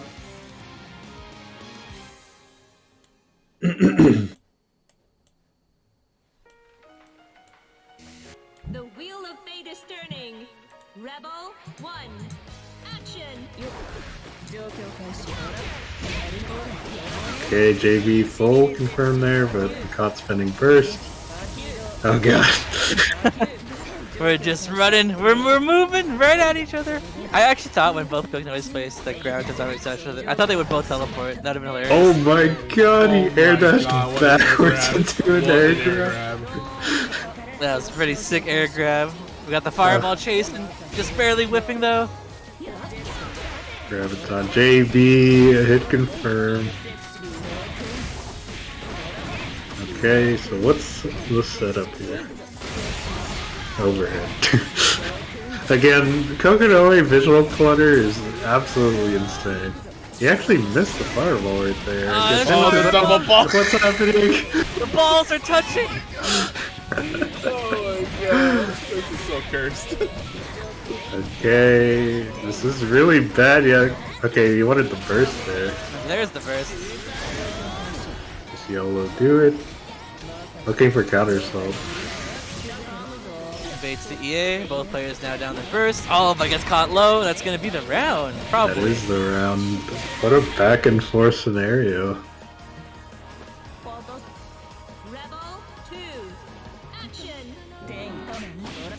Nice win. We haven't seen Mccot do a lot of round start teleport, so good patience on Banana to punish that. Okay. Challenge right away, so That's good when you knowledge. wanna do Oh my it, right? god, his 6A lost? The block on the cross up overhead, very nice. Nice jump. But we're still in the corner Another taking block. the string. Oh, great JB, and that's gonna be a conversion too. Yeah, JB, what a solid button right there.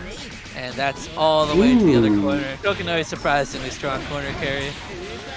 Yeah, J counter hit, landing him another setup in the corner. Fake cross up, Mccot blocks it, but JB again. That's gonna be the round. Oh, never mind. Oh. No super. I think it might have been a drop Oh there. no! Oh, that was a very good JB calling out the chase from Lord Mccot there. Tying up 1-1 here, at least on the rounds. Just Both players have their bursts. JB doing work here. Fireballs crossing the streams in the middle of the screen. Ooh. Oh no! No full confirm there, but counter hit here. We are going for an OD confirm. Yeah, this actually adds a lot of damage. Yeah, you usually don't see this kind of damage from Kokonoe, but 4K is definitely above average for like any character. Yeah. Doesn't get him much corner carry actually, so... Oh, he was mashing the super.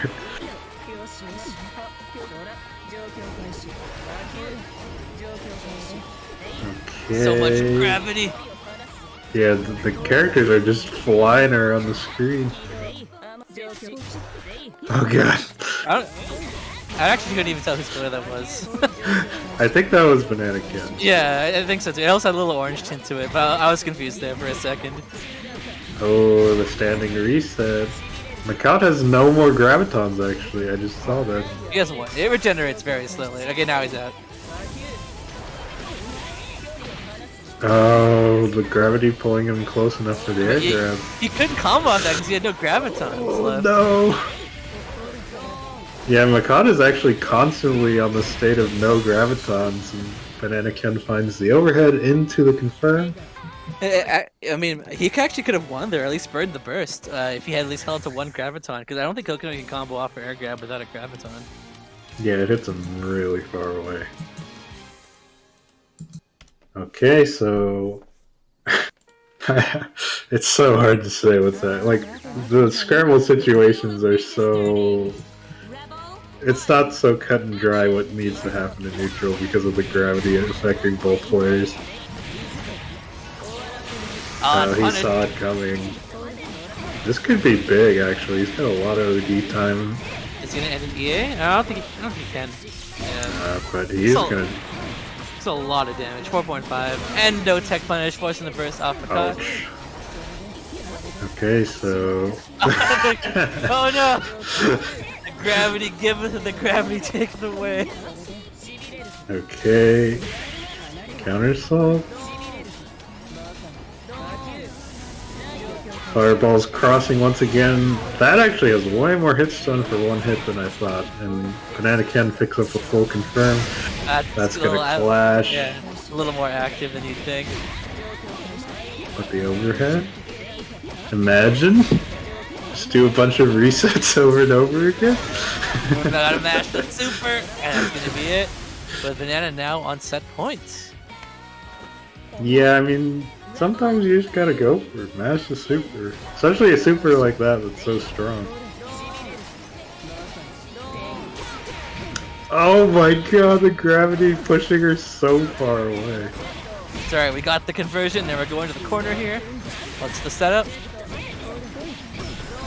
You love to see.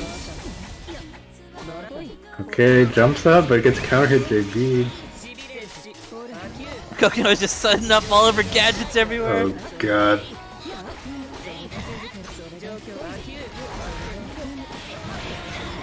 Gets caught, no barrier, but no full conversion. Mccot still keeping the pressure on. Never mind, that was a great conversion.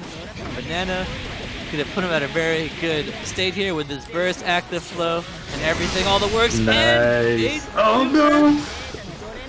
Ah, Jay. There we go. That was a good comeback there from Banana. Yeah, solid stuff there. It's funny that both Coconut has a great anti-air, but both players not really opting to go for it, instead of going for rising JAs and JBs. Here's like the reset chain you're talking about. Oh, into like the combo here in the replay. That is the burst bait. Yeah, not burst. Sorry, super bait. Unfortunately, did drop the finisher here, but the JA was enough to close out the round with no HP left from Mccot. So good stuff from Banana. Very nice. Okay, so that means Banana Ken advances to winners finals. And to take a look to see what's happening in losers.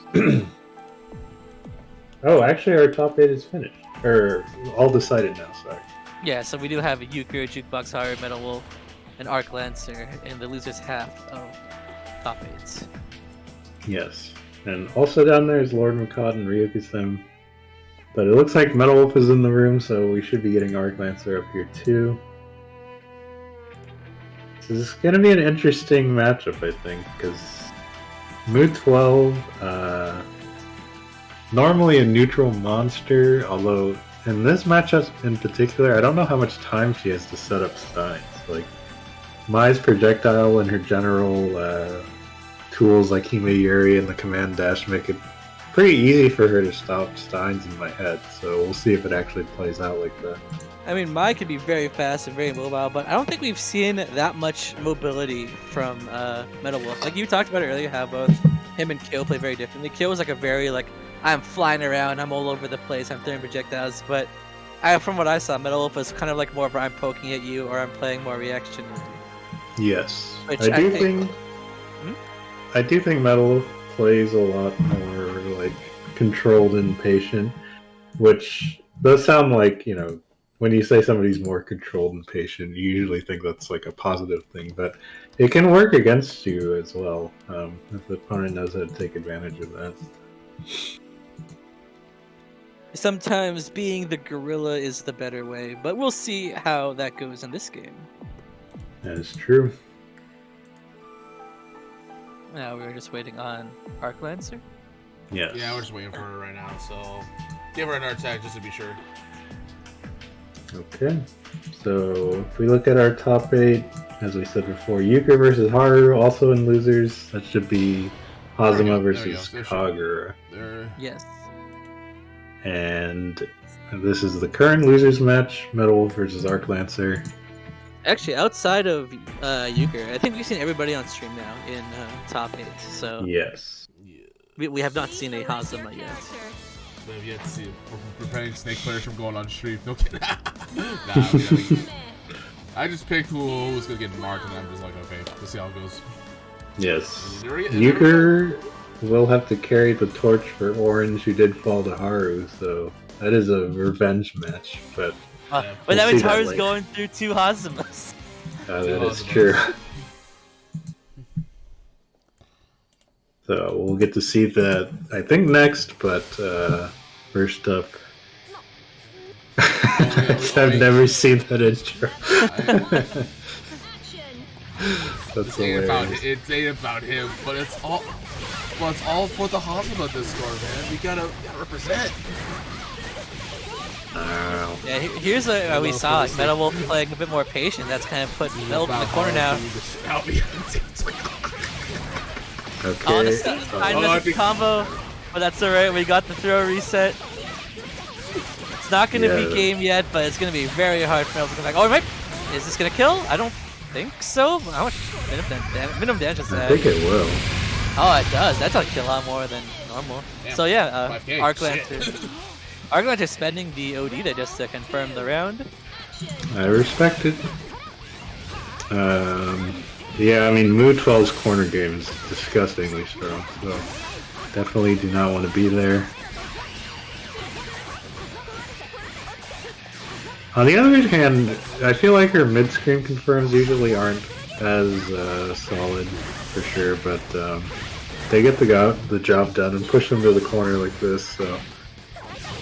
These throws really showing off. Metalwolf, I think, did by 3 throws already. Oh my the laser coming back though. Laser. Nice awareness on the lasers coming back. Okay. Interesting pressure tools that Metalwolf has been opting for. Oh, speaking of throws. Yeah, getting thrown in return now. Arclancer did get their burst back, but Metalwolf to take the round. Okay. Jumps out of the overhead right there. Oh.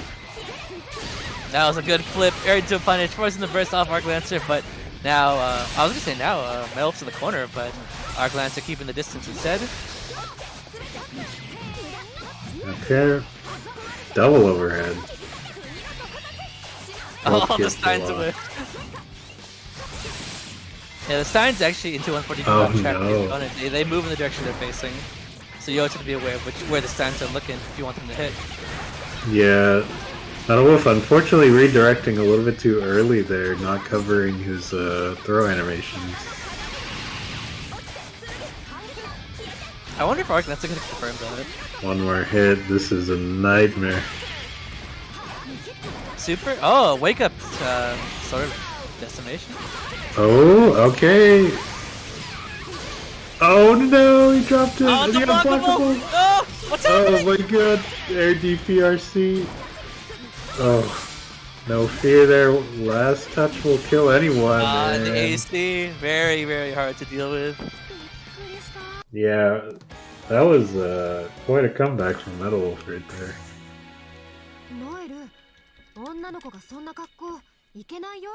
It's like one of our players needs to take a second, cool down. Alright, here we go. Hopping right in now. Yeah, I mean, that was definitely a really chaotic scramble, so I definitely don't...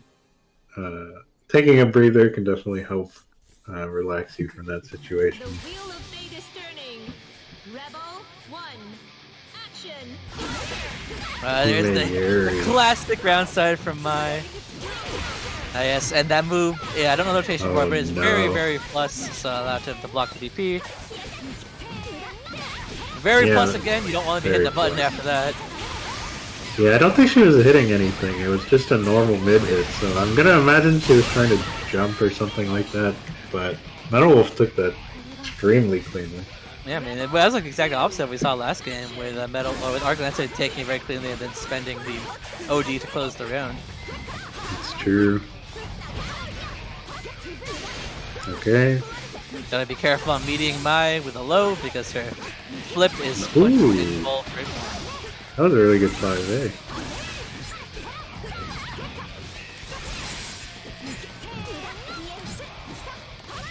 Nice.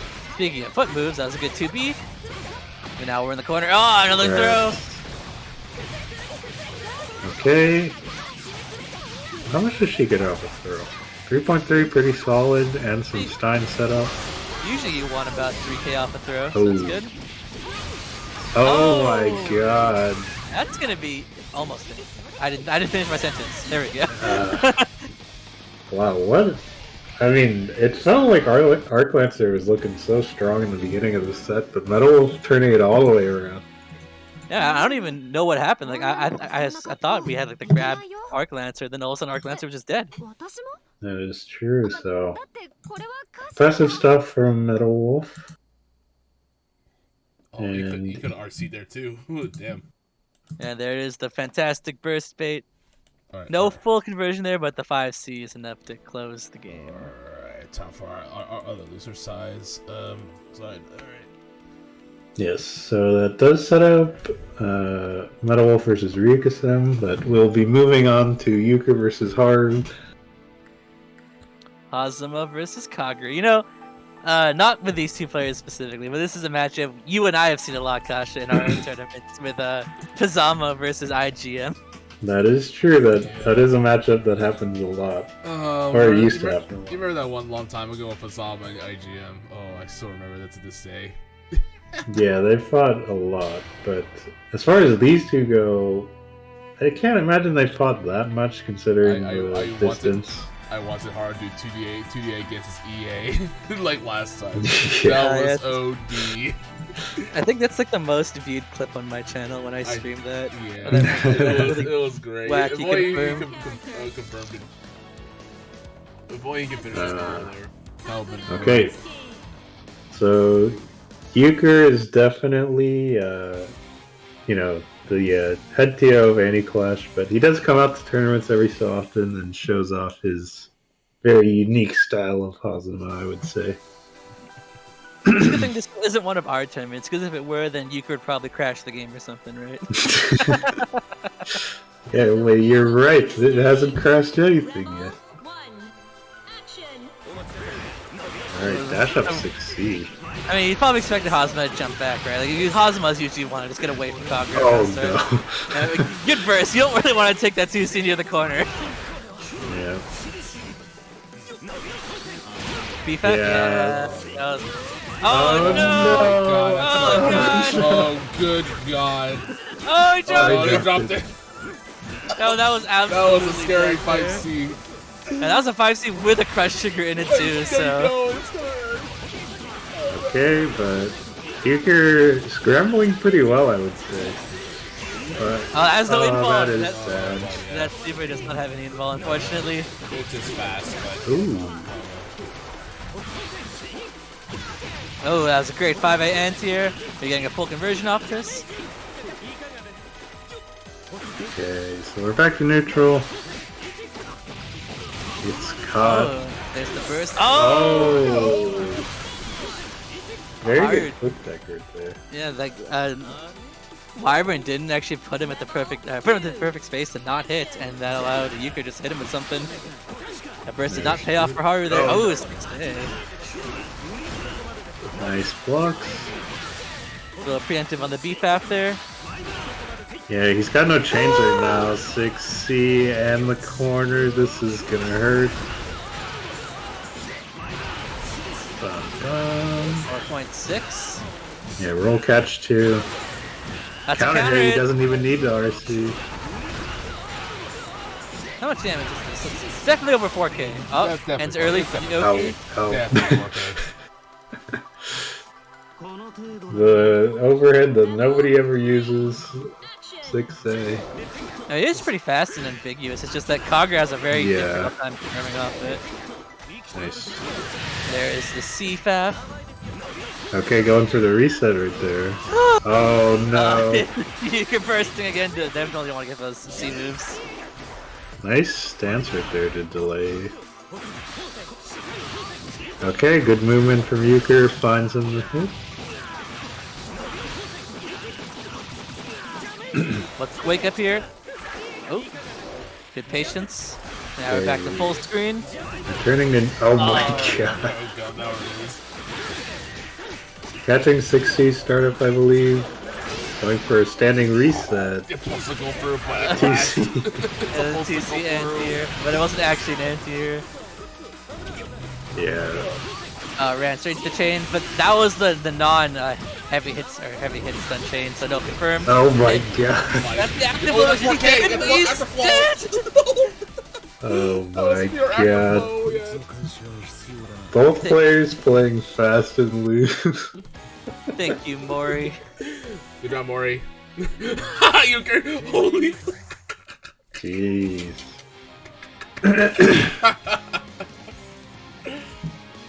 These are the kind of matches that I find really entertaining, though. So.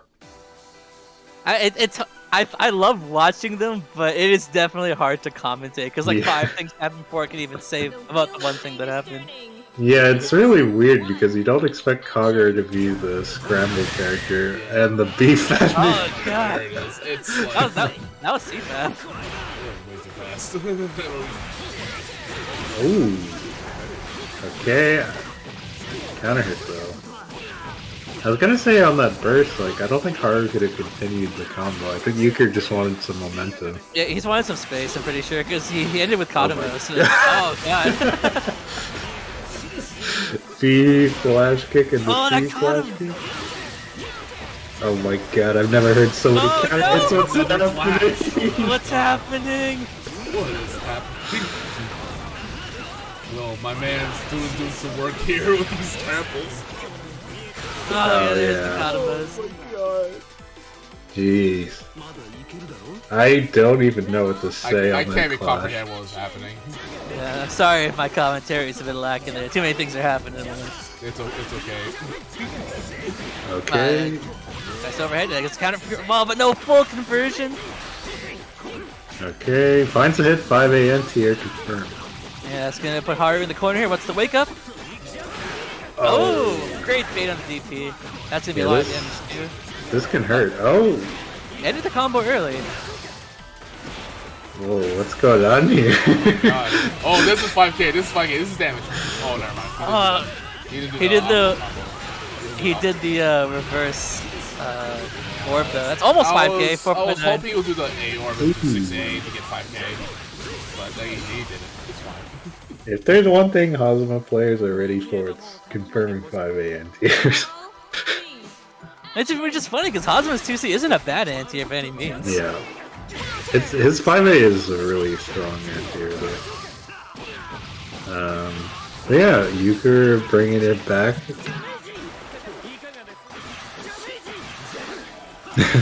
You can see Haru pressing those 5A and then air grab reset. He's out of chains, out of chance to go in. Oh my god. Okay, Hazama got his chains back now. Haru bursts. Nice jump up. Oh, good call out on the Wyvern. Oh no. That's 100% a punish, and that's gonna be it. Recoil, keep it simple. Don't even need the super. Okay, so Good baits on the flash kick from Euchre, letting him come back. It is now 1-1. I like Euchre's message on his decode. Why is Florida cold? Oh my god. Okay. The wheel of fate is turning. Rebel And with the rematch, we don't have a second to breathe because we're gonna go right back into this nonsense. There's the overhead. Yeah, crouching. I don't know if he actually did a crouch confirm, but he did force crouching. Yeah, the forward roll does lose to fireballs. That's why it's gonna burst off Euchre. But he does get momentum here, trading the burst for momentum and a combo. Whoa. TK drum engine. Ah, I caught the backdash. And there's the overhead. Alright. Trying to push him to the other corner. Oh my Side god. Cosmo. Oh, he drops the combo. That's 50 meter down the drain. He's out got of chains. 0 stocks. Uh-oh. That's No no tech tech punish too. He's at 50 meter now though. Counter assault. Oh, just out of range from the command grab. Oh god. Okay, Haru trying to find a hit. Wyvern, Gotta yeah. spend burst. Oh! Whip grab into grab. Nice recognition there to RC to get the dash for the distance too. Wow, what a crazy set. Haru is 1 round off of taking it. But he is down his burst. Euchre will be getting his burst back. Oh my god. Good backdash out of those 5Ps. No, touch your toes. Oh, that was a good wait on Euchre, waiting for Haru to land. Yeah, and he gets the side swap confirmed too. There's the counter assault. No more chains. Oh, not this time though. That JC. Swatting him. Oh, that was unfortunate that it actually hit him there. And the command grab. There's the command grab. Not much damage, but it is Oh, command grab. no. You can't really block that. Regular grab this time. Oh, not quite the right height. He's out of chain stock. Oh no. There's the counter assault. Tried to bait a burst. Looking for burst. Oh, that's Oh no! Really good recognition right there from Haru. I'm surprised. I mean, that super is very fast. It was enough to kill there, but I'm surprised he went for that super to punish. But there you go. It did work out. Haru taking it 2-1. Crazy set there, honestly. Now we can see on the replay here. He went for the burst fade. I wonder if he just went for the kill, if Haru was actually going to burst that or not. Hard to say, but really good ODR there. Let's get Ryukasim and Metalwolf here. So let's get these guys going. Okay, so Ryukasim and Metalwolf.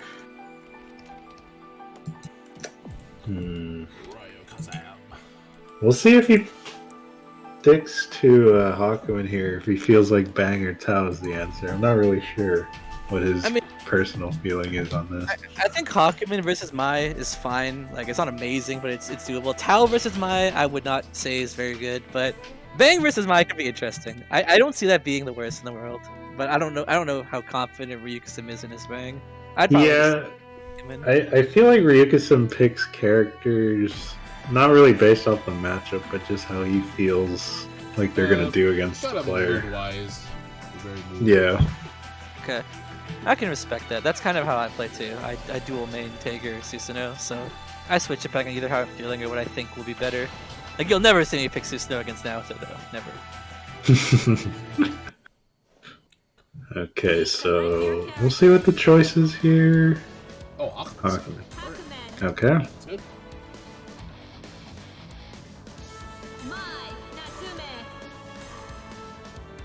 I and Hakumen.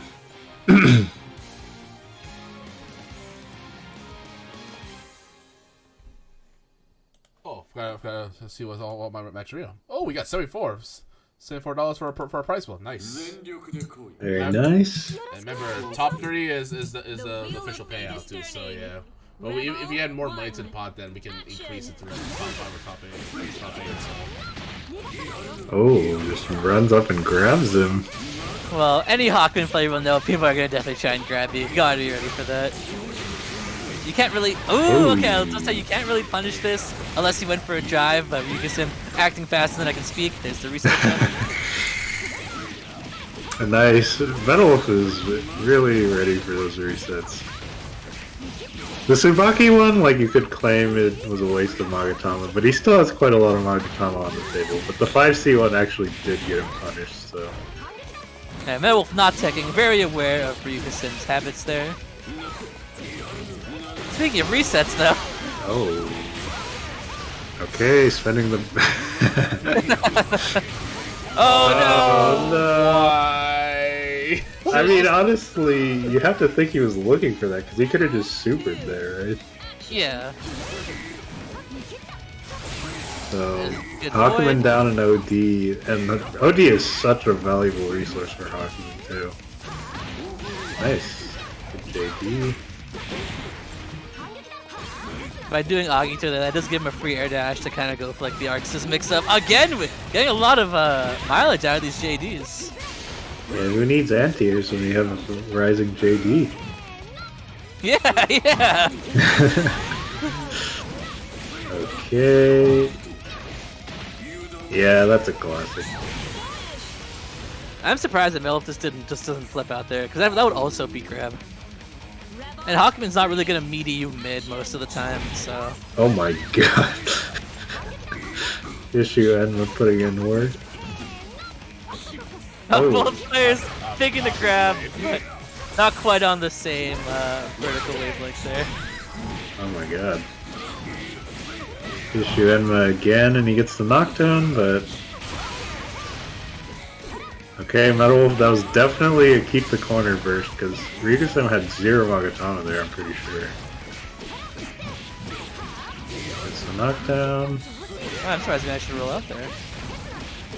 Yeah.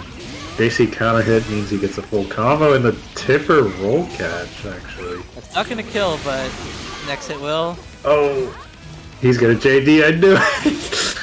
Oh, that could be death! Yeah, so we go drop two. Yeah, ship it.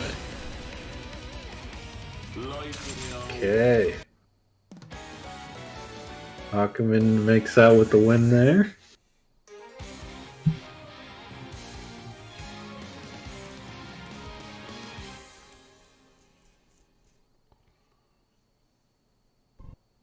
We're going to game 2. Pretty close game on both sides, so we'll see what sort of... Yeah, I'm surprised Ryukasim was able to keep his mental state there after that burst in round 1, but that was good on him for that, turning it into a win. For sure. Oh no. I don't know what that counter assault though. He actually could have punished the whiff Brenka there, but...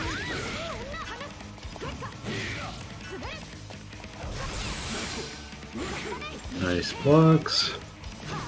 No, not this time. Yeah, JD not working out there. Classic reset, yeah, air unblockable. Probably crossed up the barrier. That won't be it. Kill here, but... Should have went for the purple throw. Well, there is JD again. I always went for the unblockable. Just yeah. I mean, why? I mean, you know, at least he burned the OD, I guess. That was the all or nothing play, and he got the OD, so it could have been worse. Yeah. Oh my god, why is this working? Okay. Ooh. Nice little use of the less used overhead, I would say. Going for the reset right there, but... He could have punished that. I don't know if he wanted the JC, though. Yeah. Roll can't be rolling. That's gonna be it. Oh, bursting. They got the burst back just in time, but AC, again, very hard to deal with. You know, that would have been the time to JD, I'm just saying. That is true. Oh, character select. Okay. Is it gonna be Tao? Is it gonna be Bang? Okay, Bang. Bang. Bang. Yeah, I think out of Tao and Bang, I think Bang is probably the better choice if you're gonna pick one. Yeah, that's what I was saying earlier.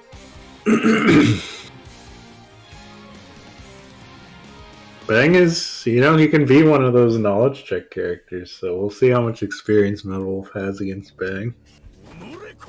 The wheel of fate is turning. Rebel 1. Action. Doesn't it crouch? Well, speaking of knowledge checks, Metalwolf definitely passes that one. Oh, going for the 2C reset. It worked one time, so you gotta keep trying until it doesn't work, right?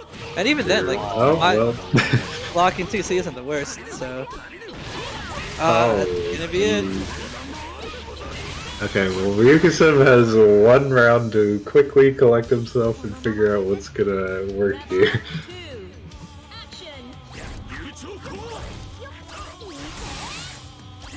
Okay. Brayden. On favor, and JC counter hit.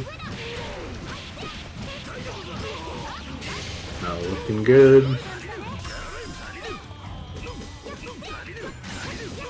Nice blocks. Just kind of stuck here in the corner, gets caught with 5C. It's gonna be a strong start. Yeah, that lets her use the overhead to force crouching. I think it was EA here, right? Yeah. You have EA! You gotta be kidding me! Oh my god! Oh no! You just had to hold the button. I mean, you gotta hold that button. Oh god! You have to say that. There's no other way to say that. That's greedy. All right, so my moving on to loser semifinal.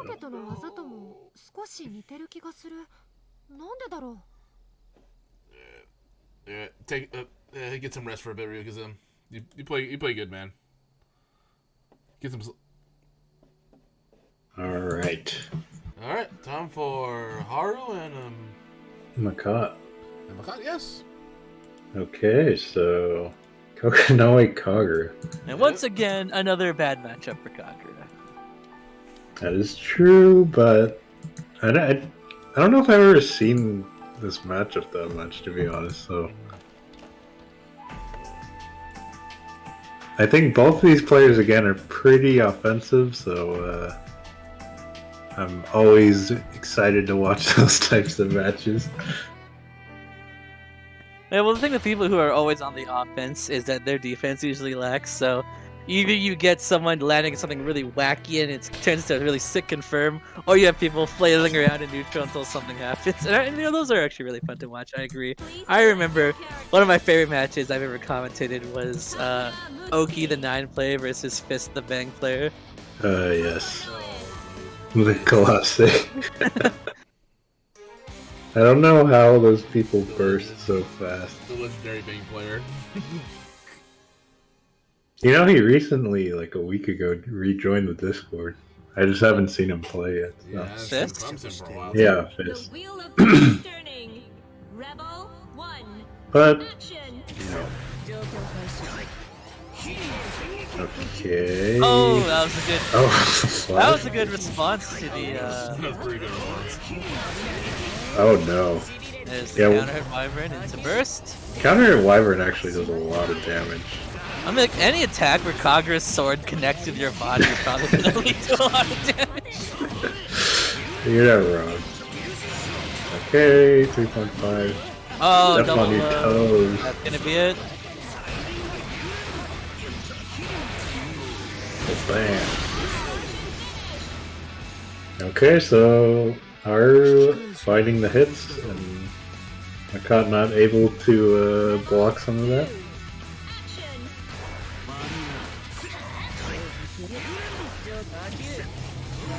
Both players blocking the multi-hitting projectiles.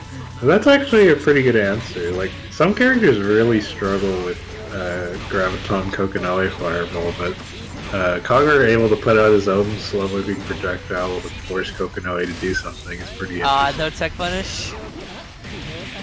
Okay, so Mccot in a really good spot here. Try that run. Oh, 6A catching him and not beat it. Let's end it super here. Yeah. Okay, so they pretty much perfected each other. Like, Haru's was not a perfect, but it may as well. Yeah. BFF. Oh, it's no. yeah. By PC. Not quite ready on the overhead. You know those Kaga players, they're revving their DP, right? It's true, it's true. Haru definitely not afraid to flash. What?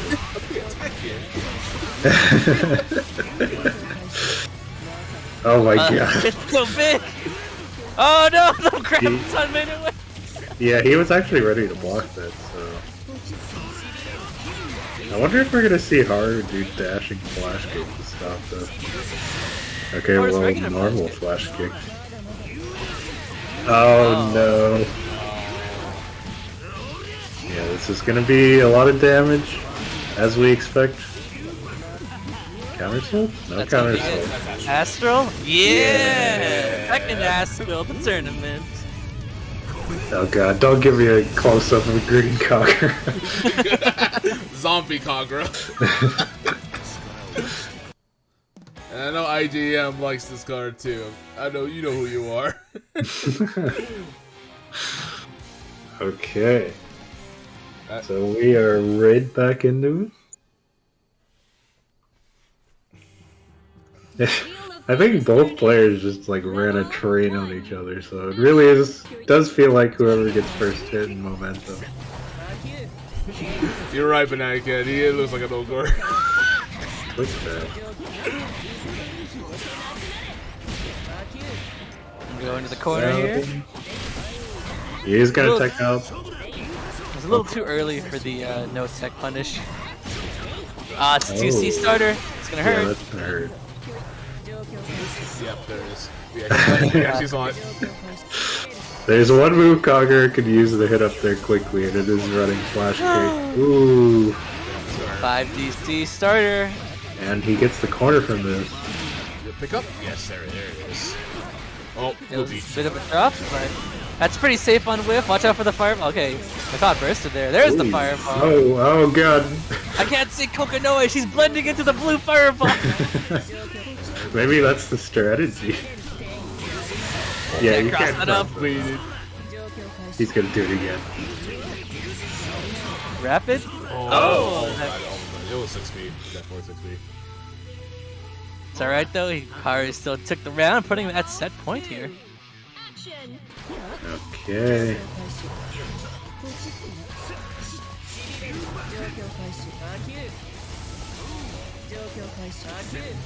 Being harassed by Graviton's fireballs, throwing files back. Oh, that's a teleport though.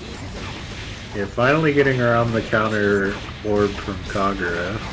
Good on Mccot. Yeah. Yeah, it did mess up the combo though, because how Kagura was so high, Mccot had to do a very different route there, but still got the full conversion regardless. Ooh. I think the delay tech messed up the double cross up there. If it was the fireball, then it will catch up. Wyvern into Wyvern. Classic Kagura play. That's power cancel. Yeah, he got past it with the Wyvern push forward. And that was good, like even if the fireball didn't whip completely, the Wyvern would have still gone through the fireball. So that's good. Yeah. Oh god! Oh no! Okay, he's looking for burst. How are we gonna burst this? Because this could be death. Oh my god! Oh no! That was sick. That was so sick. Oh, let's see that replay again. Holy shit. You know, Mccot doing what I do when I want to come back, where you just go for a reset, but that is the worst possible answer to run into. Yeah. Kagura, a lot of anti-airs, but the one anti-air that insta-kills you. That was actually a good call out too, so. Alright, let's get Moss and Banana Can over here. That means we're going into winners finals this time. Yep. Yep. It is time. And more Kokonoe. Kokonoe versus Tiger. We get Kokonoes every tournament we see. Which, you know, in my head, that does not sound fun for Tiger.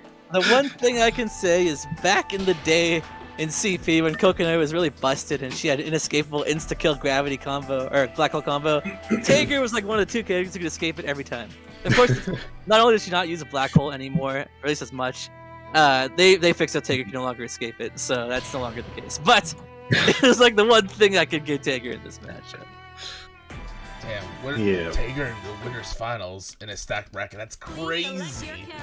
Yeah, we saw Masked pulling through Ryukasim's Tau with some purple grab shenanigans. So that was some impressive purple grabs.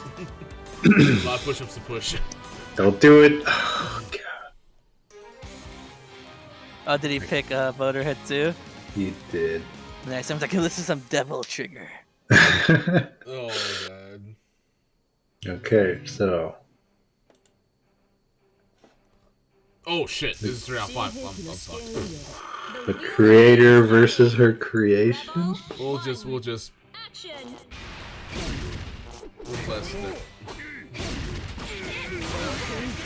3C. Instant burst.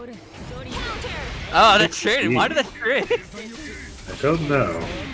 But, you know, the thing I've learned a little bit about Kokonoe's pressure when I was playing Banana Ken is the real mix-up in her pressure is if she chooses to 3C or set a Graviton. Because setting the Graviton lets her reset pressure pretty easily.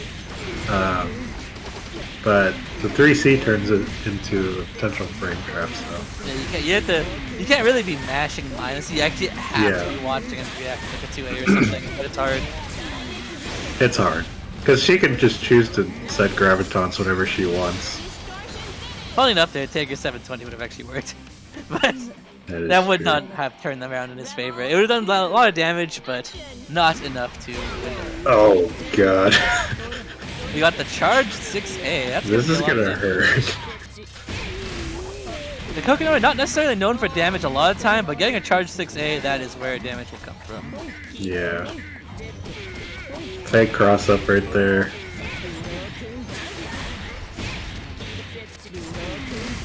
Okay, we're rocking and rolling. This is the Kokonoe gameplay. No, actually, this is the Tager gameplay. I don't know what you're doing. Ooh. Rapid this? Nice. That's how you get a lot of damage with Tager. This is the Tager game. Ending a Gadget Finger rather than 2D. Oh, yeah.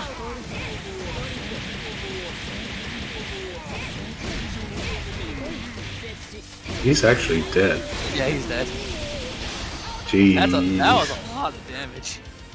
So yeah, that actually happened to me a lot, where Banana Ken just did ODR on my meaty, and because I was 9, I got hit with something like that. And 3C or 5C, whatever she wants to do, that starter hurts. Have fun. That's all I'm saying, boss. Have fun. Yeah, I mean, it is best of 5, so he could potentially pull out some shenanigans, but definitely not an easy matchup. The wheel of fate is turning. Rebel 1, action. But you know, if you're a Tager player, this is just how life is, right? It's just another day as a Tager player. If you're a Tager solo main, you have to play through your bad matchups to find a way. But as we say that, set the pillar. It's blocked on the overhead, but you're still in pressure. Ah, you have to answer your spark melt that. Ooh, no confirm. No confirm. He might have wanted a burst through, maybe. Maybe, but I still would have just gone for. I'll take anything you can get at that point, right? Yeah. It's not gonna combo. Oh no! Oh no! Oh my god! What? I think he had to go straight to Gadget Finger there. If he went straight to Gadget Finger, then it would have caused the Fireball to whiff. Unfortunate. I can't believe that super didn't hit him. Well, the super is only active like when she pulls it out and launches the Fireball. After that, it's just like empty space. Yeah, but I thought when she launched it, it was touching it, but maybe not. Yeah, I guess Tager's not that bad, surprisingly enough. Okay, walks away from the 3C and the 6A starter. We saw this before. Not a counter hit, but I mean... Still a lot of damage. You can see for yourself. Cross up. 360B. It would have worked. Ooh, good. Wow. I guess it was just like, yeah, whatever. I'm just gonna try and get out of this, but it does not work out, and we're back in the corner.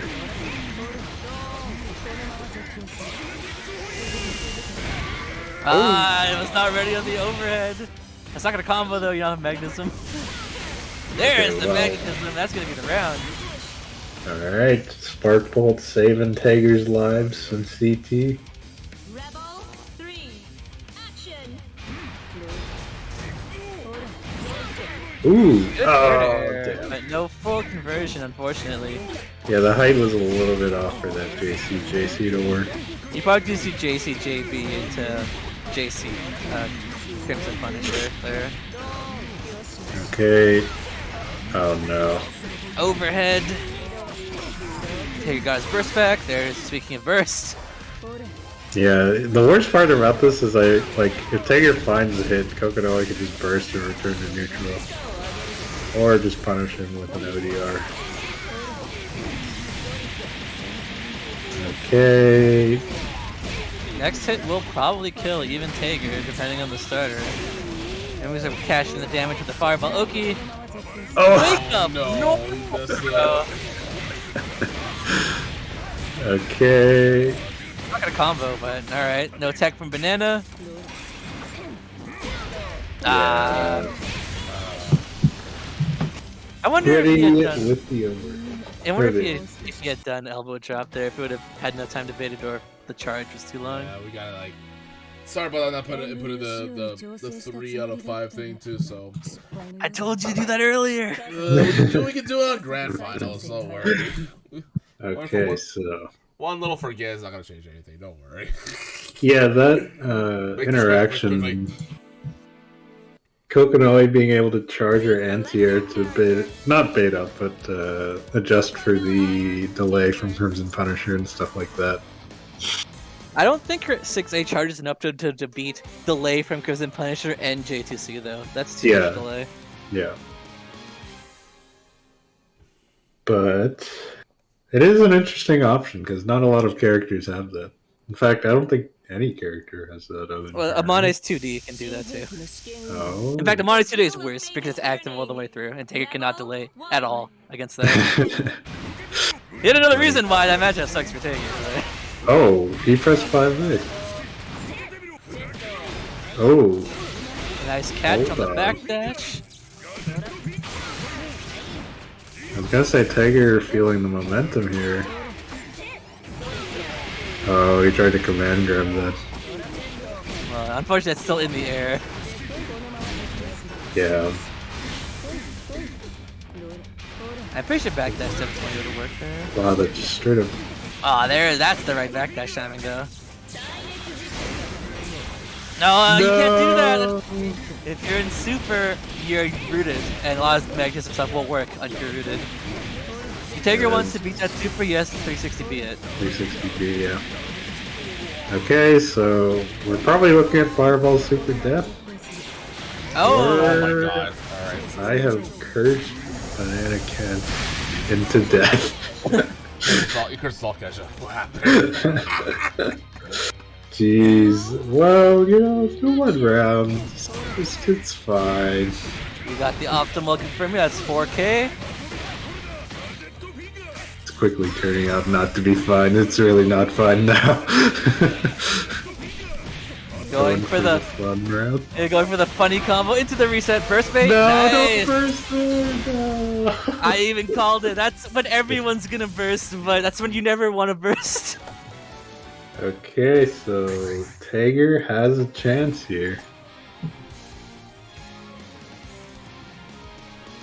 Yeah, Tager has not too many moves that are jump cancelable on.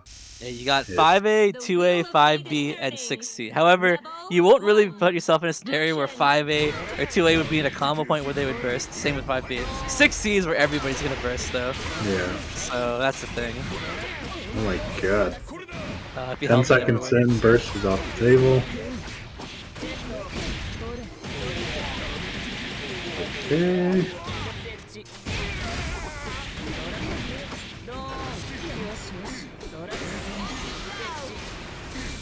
Ah, it would have been so sick if we J360 there. Alright. Oh no. Freeze resets. Tager, where are you looking, dude? Where are you looking at? I'm over here. Oh no. Oh no, you dropped it. It's okay, never mind. I mean, that is an input that you could add cross up, so I kind of see what he was going for there, but... that was a great reaction, dude. Is he gonna 360? Yeah, I mean, you can't even 360 that, even if you instant block it, unless Banana went for like a 5B or something. Okay, so... Banana can looking really strong here. Purple. 6A, yep. Alright. Nice block. Risky. As a punish. Oh, you went for that. That's alright. Got the hit with 6B. Okay, weird reset. That Banana can actually got hit by. 360. Ooh. Oh, yeah. If you whiff 5C or 3C on your opponent's OD, you can actually 720 if they're still grounded. So that was good knowledge from Master. 100 meter in a dream though. Nice grab tech, but the fireball's still out and the overhead conversion. Oh no. Oh. Oh, Oh my god. What was that drop? Oh my god. I don't know what to say on that one. We got no mix up. There we go. That's what that's the conversion of it. No. Oh, okay. So these OD confirms have been netting Banana Can a lot, and this time it's the Karasa. Wow, that hurts. Jesus. Still going too. There's the fireball coming down. Fake crossover? Hard to even tell. Oh, you can't. That's gonna be almost it. 360. 360. 360. 360. No. Unfortunate for Mast, but that is winners or grand finals for Banana Yeah, Can. that was winners finals. Yeah, that was winners finals. So now let's get a Haru and Metalwolf over here. Okay. Alright, I think I need to watch the replay on this because I think my game might have desynced at the end. Yeah, I think it happened to me once too. So. Yeah. Let me just double check this replay. Good thing we have that other one in Oh.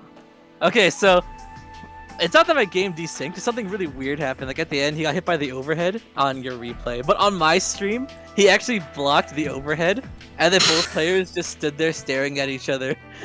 Bro. Yeah, I think that's what happened to me too. So. Yeah. That's so weird.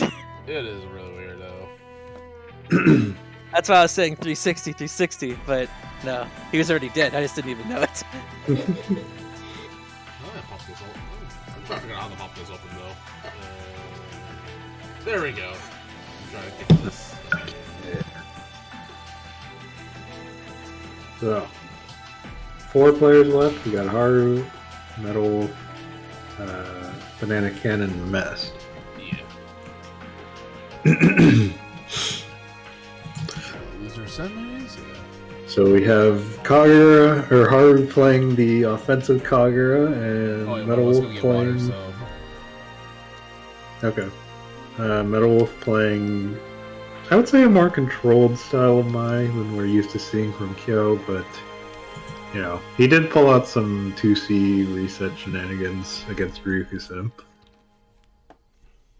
You always gotta test your opponent for resets, which is why I'll never say Ryukasim is always in the wrong for going for resets, but the second you don't see it work, I think you gotta switch it up. But if you see it work, then by all means, right? Yeah, I mean, the reward for getting those resets with Hakuman is pretty high, but in terms of my resets, like, you usually get a 2C starter, which is usually good damage and corner carry, but not anything crazy. Yeah, there is like a reset for like if you just 5 in and get tech backwards, you can just 60 with Kagura and get away with murder too. But I usually don't go for those reasons because I'm expecting my opponent to be smart enough to not up back tech like that. That's why I don't do it so often. Yeah. But I mean, you still gotta do it a few times. You never know, right? Yeah, that's true. You know, I do the command grab cross up every time. I'm just like, they expect a safe jump, but I'm just like, when cross up, command grab you from the other side. Well, gimmicks do work, so. You know that 5A6C I feel like is like the Kagura classic, so I feel like a lot of people know. Oh, there's another Kagura classic where like you do like JC knockdown and you do like up stance, and then you do like cross up, then you do like an overhead or do another cross up and stuff too after they tech and shit. Yeah, that's like day one classic right there. Broken Wing, it was 3-1 for Banana Cannon. It's 3-1 for Banana Cannon. Oh, want to get coffee? Don't worry. I got you hooked up. Give me a moment here. Okay. So this is gonna be an interesting one. Let me get that for you. The winner of this will have to fight Moss. I feel like this is... There's gonna be a range where Kagura is gonna have a hard time. It's like that for a lot of people. Like unless you find like a Mccot or like a Terumi, there's like that range a lot of people can just abuse Kagura at. Yeah. But I feel like mine in particular has some very scary range that can exploit it more than usual maybe, but we'll see what happens. On the other hand, he could do good callouts with Wyvern and I don't remember what. Ooh, oh, he got the combo! That was sick. You guys don't know that I believe is a one-frame link or something like that? It's really hard. I remember IGM told me to try that once. I spent like an hour just to get it like once. Yeah.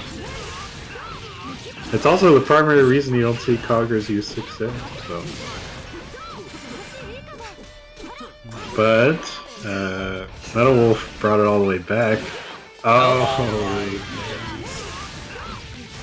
yeah, a little too much flash. Oh, drop combo, and we flash it again. Yeah, really good recognition from Metalwolf. Yeah, that was actually a good challenge too. Yeah, Haru pressed JC really far in the air. Yeah, but also pretty late too, so. That's a good jump out. Ooh. And then we're gonna get a full combo off this too. We're going to the corner. 3.6k-ish. Oh no, we're getting a little extension here. Maybe a little more. 3.8. Nice.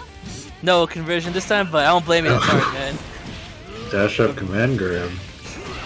And with good routing, this does do a lot of damage to the command grab, so. 3.6. Oh, he's caught with a 2C. Flash kick. Oh, we were talking about that! No, don't miss! Oh, no, okay. Fatal counter. Unfortunately, even with fatal counters, Mai can't pump out the same amount of damage, so she's still gonna need probably 2 combos, maybe even 3. Oh, no barrier. No barrier. Remember, you always gotta bury your specials. Every special in Blazblue does chip. So. That's and you can, and as we saw, you can die to chip in Blazblue.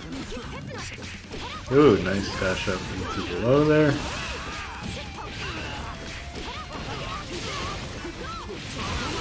I think. You think that was an ODA? I think he probably wanted OD, but could be wrong. Ooh, that's a hard one to do. Nice block. I'm surprised you able to back that shot. That move is super plus. Oh, was that a jump catch, perhaps? Or perhaps. We're taking 4K anyways. When it's Kagura hits you with the sword, it's like you're taking 4K, right? Oh no! Yeah, another 4K, or there's the burst. You know, Kagura 6B though is jump cancelable, so that would have been a weird spot to burst. Yeah, that would have been really scary for a moment. Oh, it's gonna punish! Oh dear. That's a good answer right there. That was a pretty good answer. Because I think he was at the range where flash kick would not have worked. Maybe I'm wrong. No, I'm pretty sure flash kick wouldn't have worked there. Yeah. I'd have to kill the sloppy after this match is done too, because to make that 3 out of 5. Shady, we gotta make an option to change to the rematch. You can just set it to infinite though, and people can just close it when they're done. They don't have to keep going. Because it does show the score, so people should just be aware. At least it shows the score, so I know I'm paying attention. That is nice, actually. Yeah. Nice blocks. Oh, that's a 5C start. Yeah, kind of hurt, but you know, Kagura a pretty tanky character, so you can afford to take it. Yeah, Yes. there we go. That's what we need to There see we from go. Ryukasim. Yeah, good response right there, and the cross up forcing the burst. God. Oh my god. Stuffing Wyvern before it starts up. Well, it does have Yeah, Double Ka- super? it does have a hard box on itself. Ooh. Kagura needs 68 to go through that. Oh, there's Flash Kick. There's a bad Oh, box on no. itself. Okay. So, unfortunately. Oh, Okay. response wake up super. That was a good answer. Kagura's already committed to 2DA there. But not a true reversal, though, too, because it's involved in the third frame. Okay. Ooh. Catching Metalwolf's feet. Nice jump. Oh, we're getting out of the corner Oh. with that. Oh god, Jeez. AC, it's so fast and it's so long. Sure, flash kick. Oh, TRM! TR. The TRM setup. Very cool stuff. And that actually should kill.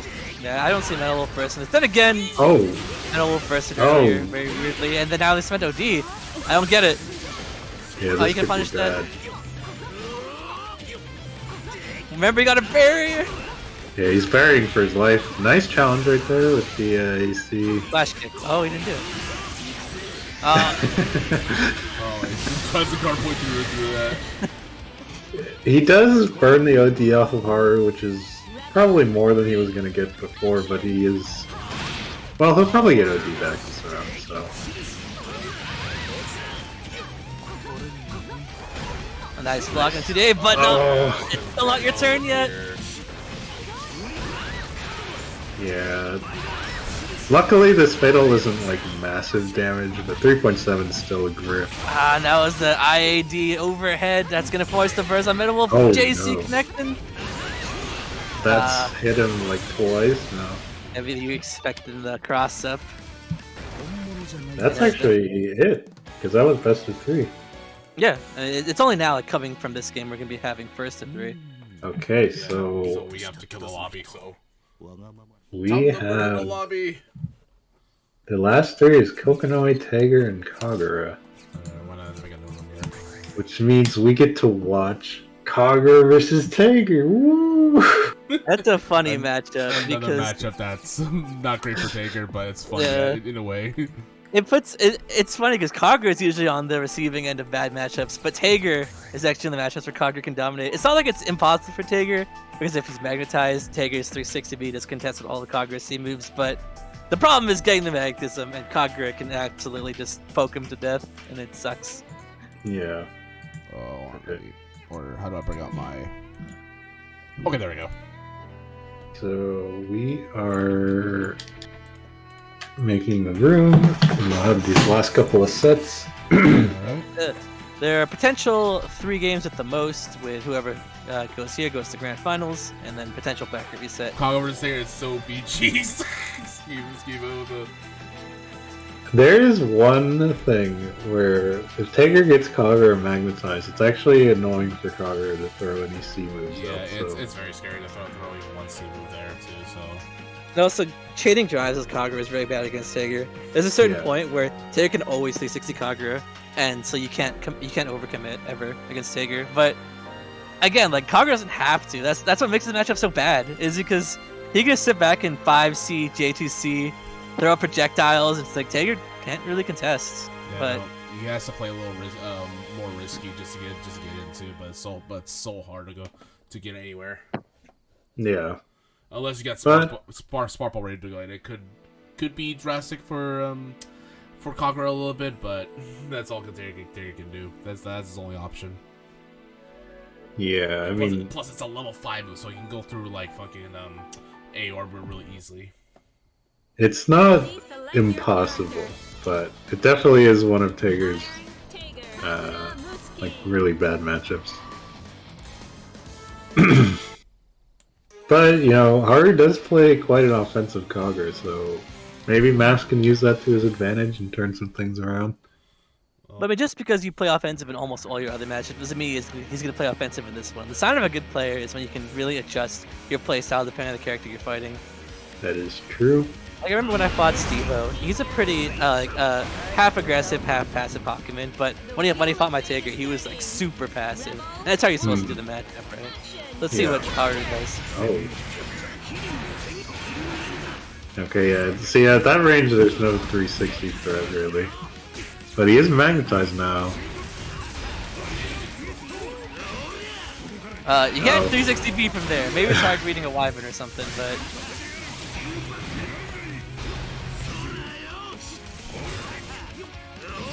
Oh, okay. 2C.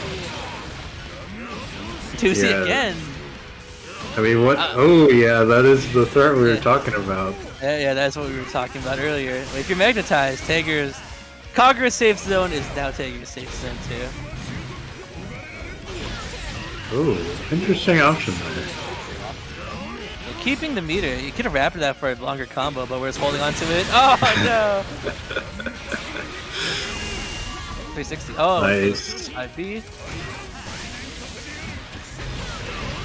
Oh. That's gonna be it. Good A-orb there.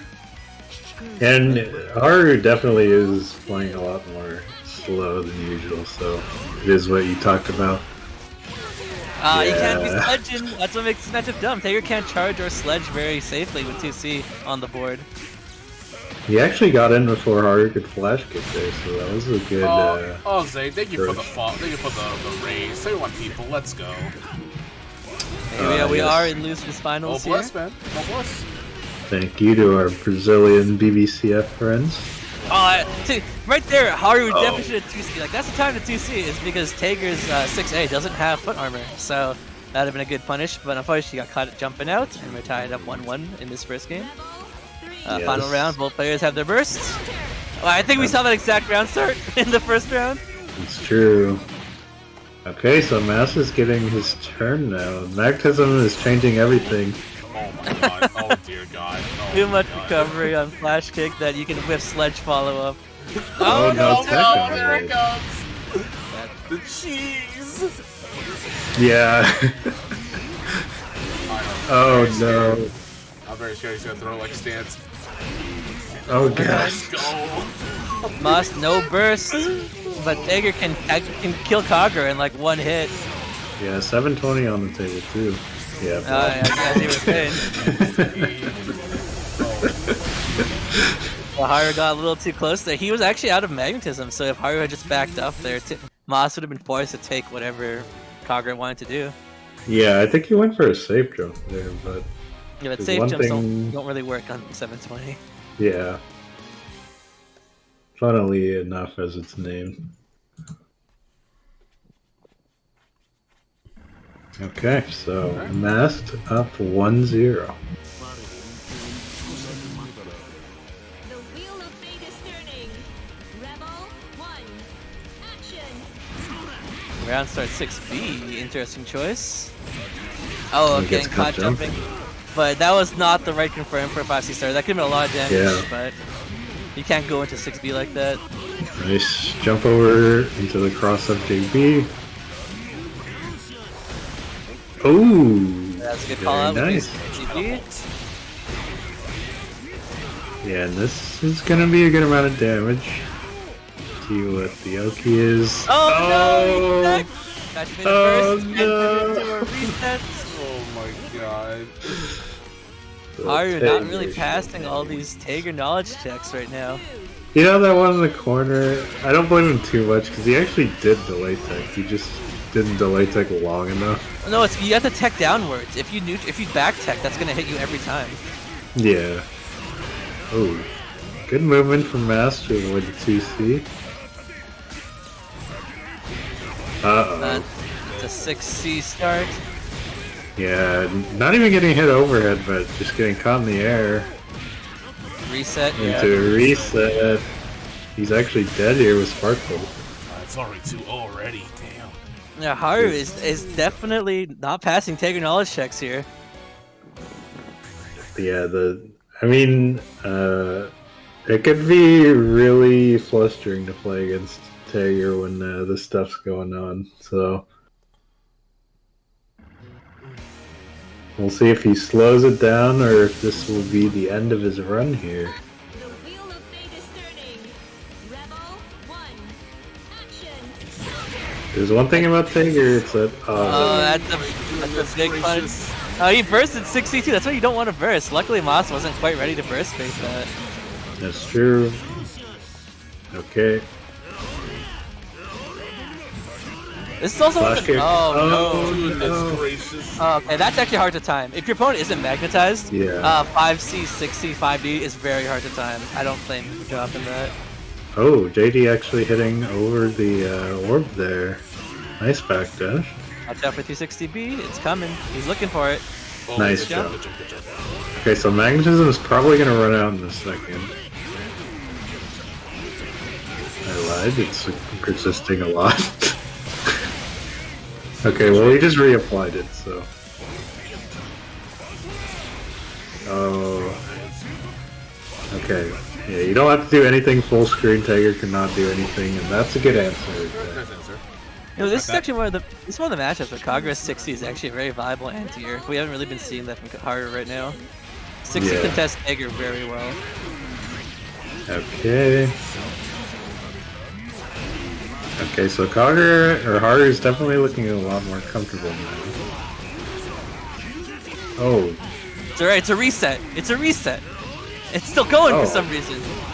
This is a 5A starter. How did you pick that up? He was a little higher when he did combos too, so he was able to Oh, 2DA. Oh no! Not like this. Yeah, so I mean, he was so out of hit stun there. yeah, I mean, at that point, you can just tech. You don't have to burst. Yeah. it could be an accident. It could be many things. Press all the buttons Press to all the tech. buttons to make things work.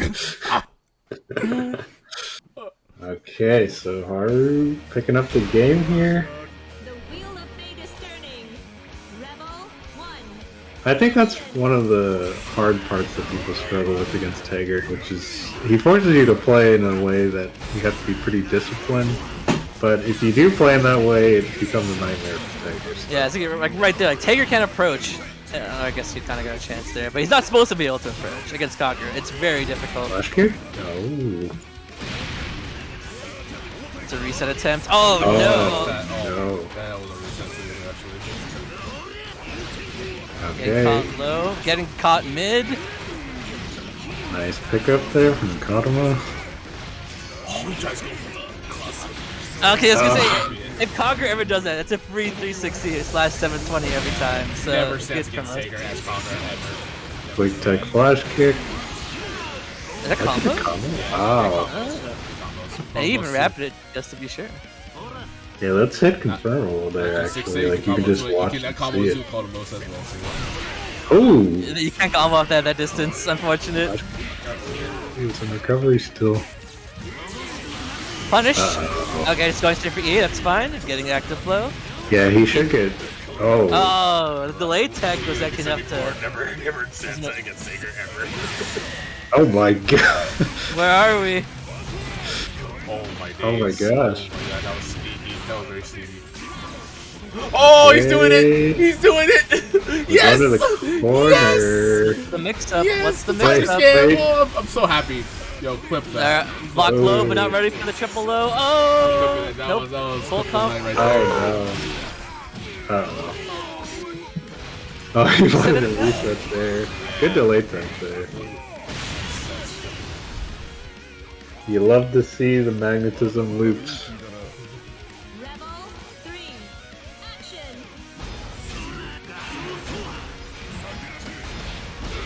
He's timing his jump forwards really well. Like, if you're late on those jump forwards, and Kagura usually has enough time to whip 2C into flash kick, but he's timing it just so that 2C is still in recovery.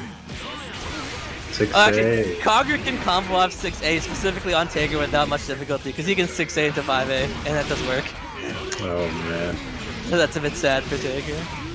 Okay, opting for the B. Oh no.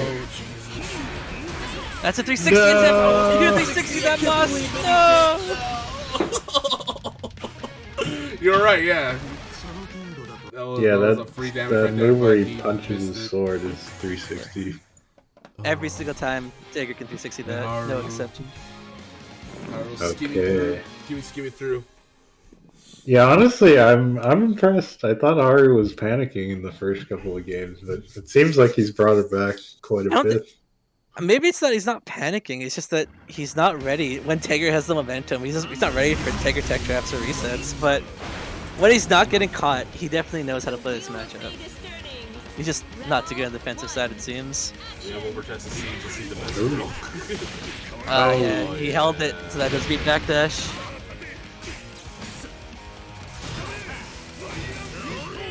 Yeah, I mean, I think most of his defense has been well-timed flash kicks, so...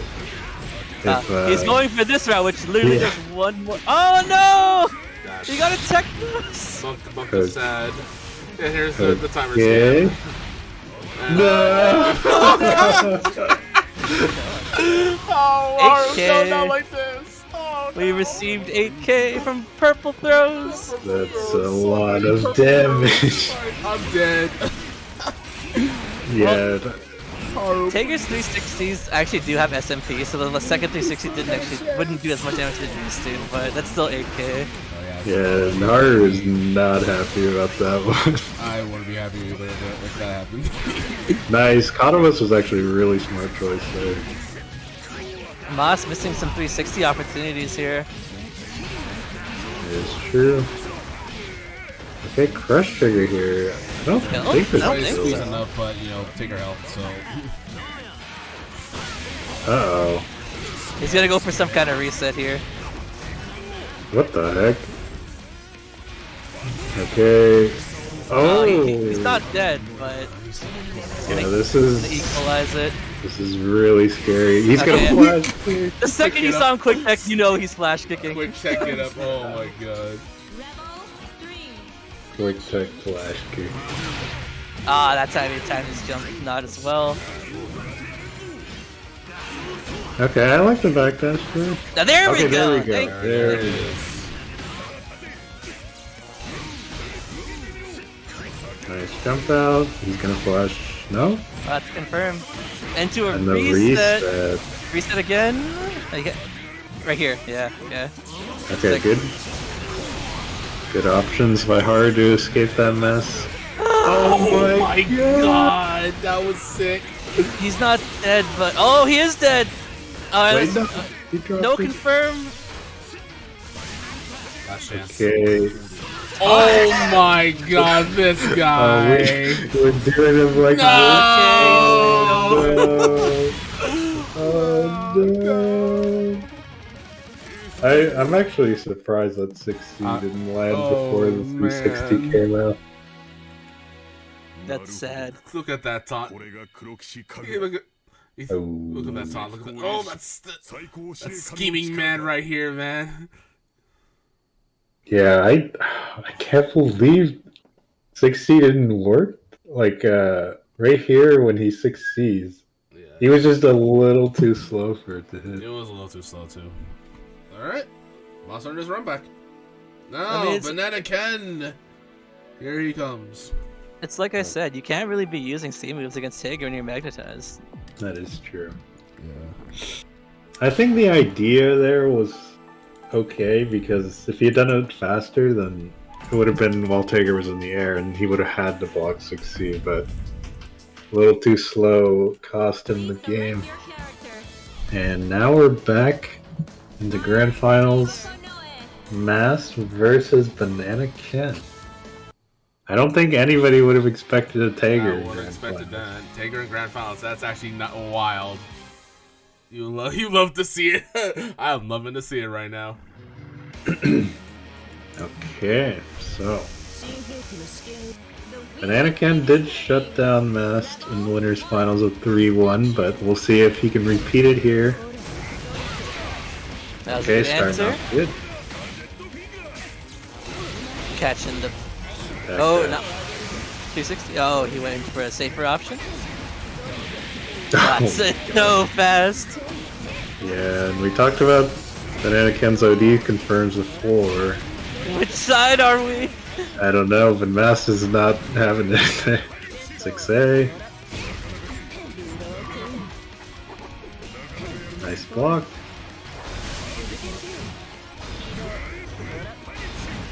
That actually almost hit Kokinoe there. The fly-by Crimson Punisher. Wow, that's actually really annoying that Tiger can't do anything about that. That's not gonna be enough. That's a punish. Oh, looking for, yeah. Looking for the command grab attempts, and the Mass does not succeed with this one. So we are in Kokinoe land. What's that? What's that? Ooh! Blocks cross up overhead, but still her turn.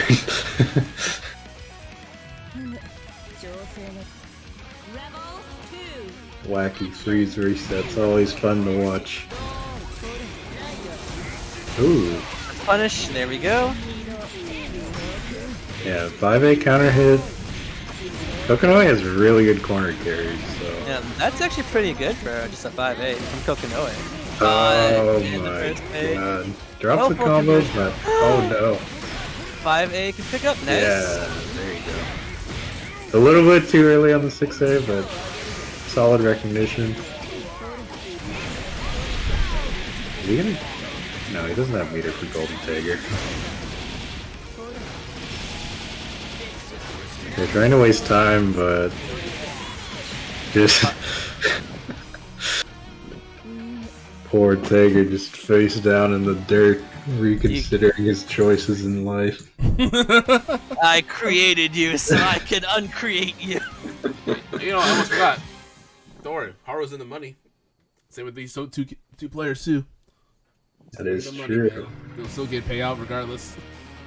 But you know, if you're in grand finals, sometimes you want more than just the payout.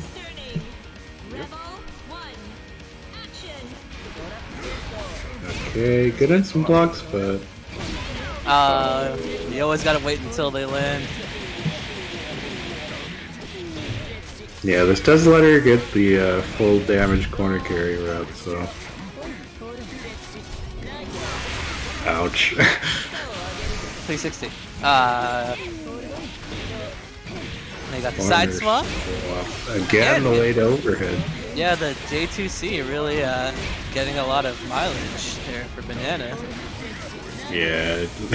Nice block on that. Ooh, no! He's still in the air!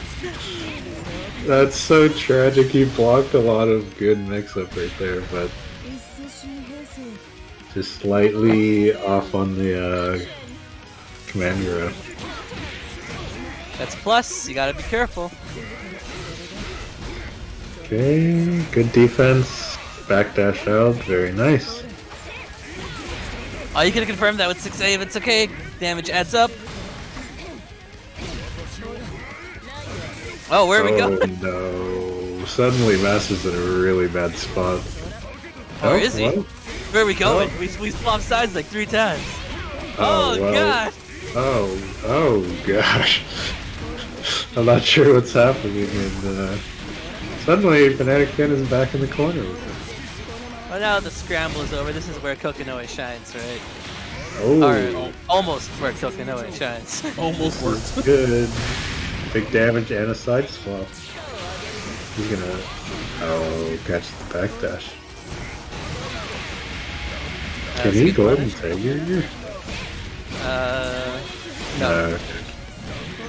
I don't ever really think I've seen Banana really go for a golden tag. It's usually Tempest Tim that goes for the golden tag. He does know the confirm. Oh my god. The drops. Oh, spin me right round. Yeah, sometimes, you just pull the trigger on that. Yeah. And that is 2-0 Banana Ken. Yeah, one more chance for Moss. This could potentially be, this is a tournament point game for Banana Ken, but we have seen some wacky comebacks this entire tournament, so we'll see what happens. Activate the purple grams. It worked last time. It worked. Yeah, it definitely worked last time, man. Really off the confirmed not quite close enough. That almost worked. It just the spacing was slightly off. Yeah, 3C normally has a dead zone, but Tiger's so fat that sometimes fake cross up. Okay, he does it. Man, the that's magnetism brutal. working against Tiger. That's a 6C start too. Even if it was a blue beat, it's a lot of damage. Here, we're going into super OP. No, it's coming. It's still the fireball is still active after all that time. Crazy. Yeah. Okay. Almost back in the corner. Oh no, Tiger, what are you gonna do, man? Inescapable. Inescapable. Oh man, Pain. fucking always showing who the master is here. 6C anti-air.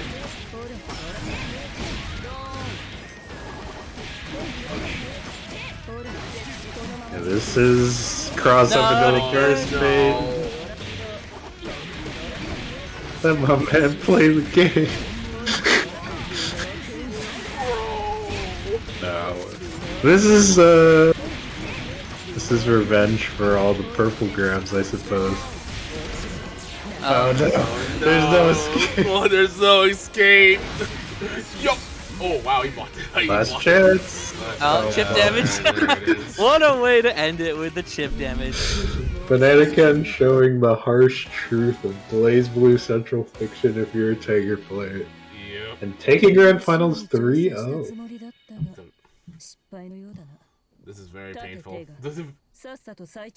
I mean, we all cringed in pain, And but the black hole too. Oh my god. what a clean Grand Finals. It's right where I said afterwards too. Oh, good god. Alright. Oh, that was a pretty legit tournament. That was really fun to watch too. Yeah, that was really fun. That was really fun. Congratulations to Bananakin for taking it, Most for second, Haru for third, and of course all the players who entered today. And thank you, Serpent, for hosting this and allowing Kasha and I to commentate. I should thank you for the commentary, man. For sure. For sure, man. That was great, man. You guys did a good job. I'm very proud. Thank you. Thank all you. The good work from Central Clash all the way up to here too. Yeah, it's pretty lit. I like it. Love it. Alright, and with that is the end of Calamity Crusade 21. We'll pass the torch over to Serpent to close it out. Any closing words for you guys before we head out? No, I mean, I had a good time today for sure. Got to see a lot of cool matchups and Tiger making it really far. You know, I'm a big fan of it. I'm Bananakin, of course, fantastic player, and he definitely deserved the victory. But I was happy to see a Kagura and a Tiger in top 3. Both those characters definitely underdog characters, so it's always fun watching for sure. But yeah, a fun tournament. Thanks again for inviting me, and yeah, that's all I really got to say. All right, no problem. All right, okay. It's time to close it out here, you guys. So I'll see you guys around. See ya. Later. You guys. All right, here we go. All right, let's end this remarks. What's up, guys? It's NWCP. Thank you guys for watching Calamity Crusade 21. But the tournament is not done yet. We got like a 2 vs 2 coming up on this Sunday, so don't hesitate to sign up for it, and your partners too. There'll be definitely a good tournament coming up on Sunday. Good way for and if Frosty Fosties get tuned in and see more Blazblue this weekend too. So, anywho, I'm gonna close this out. Thank you guys for watching. Have a good night, and I'll see you around. Later.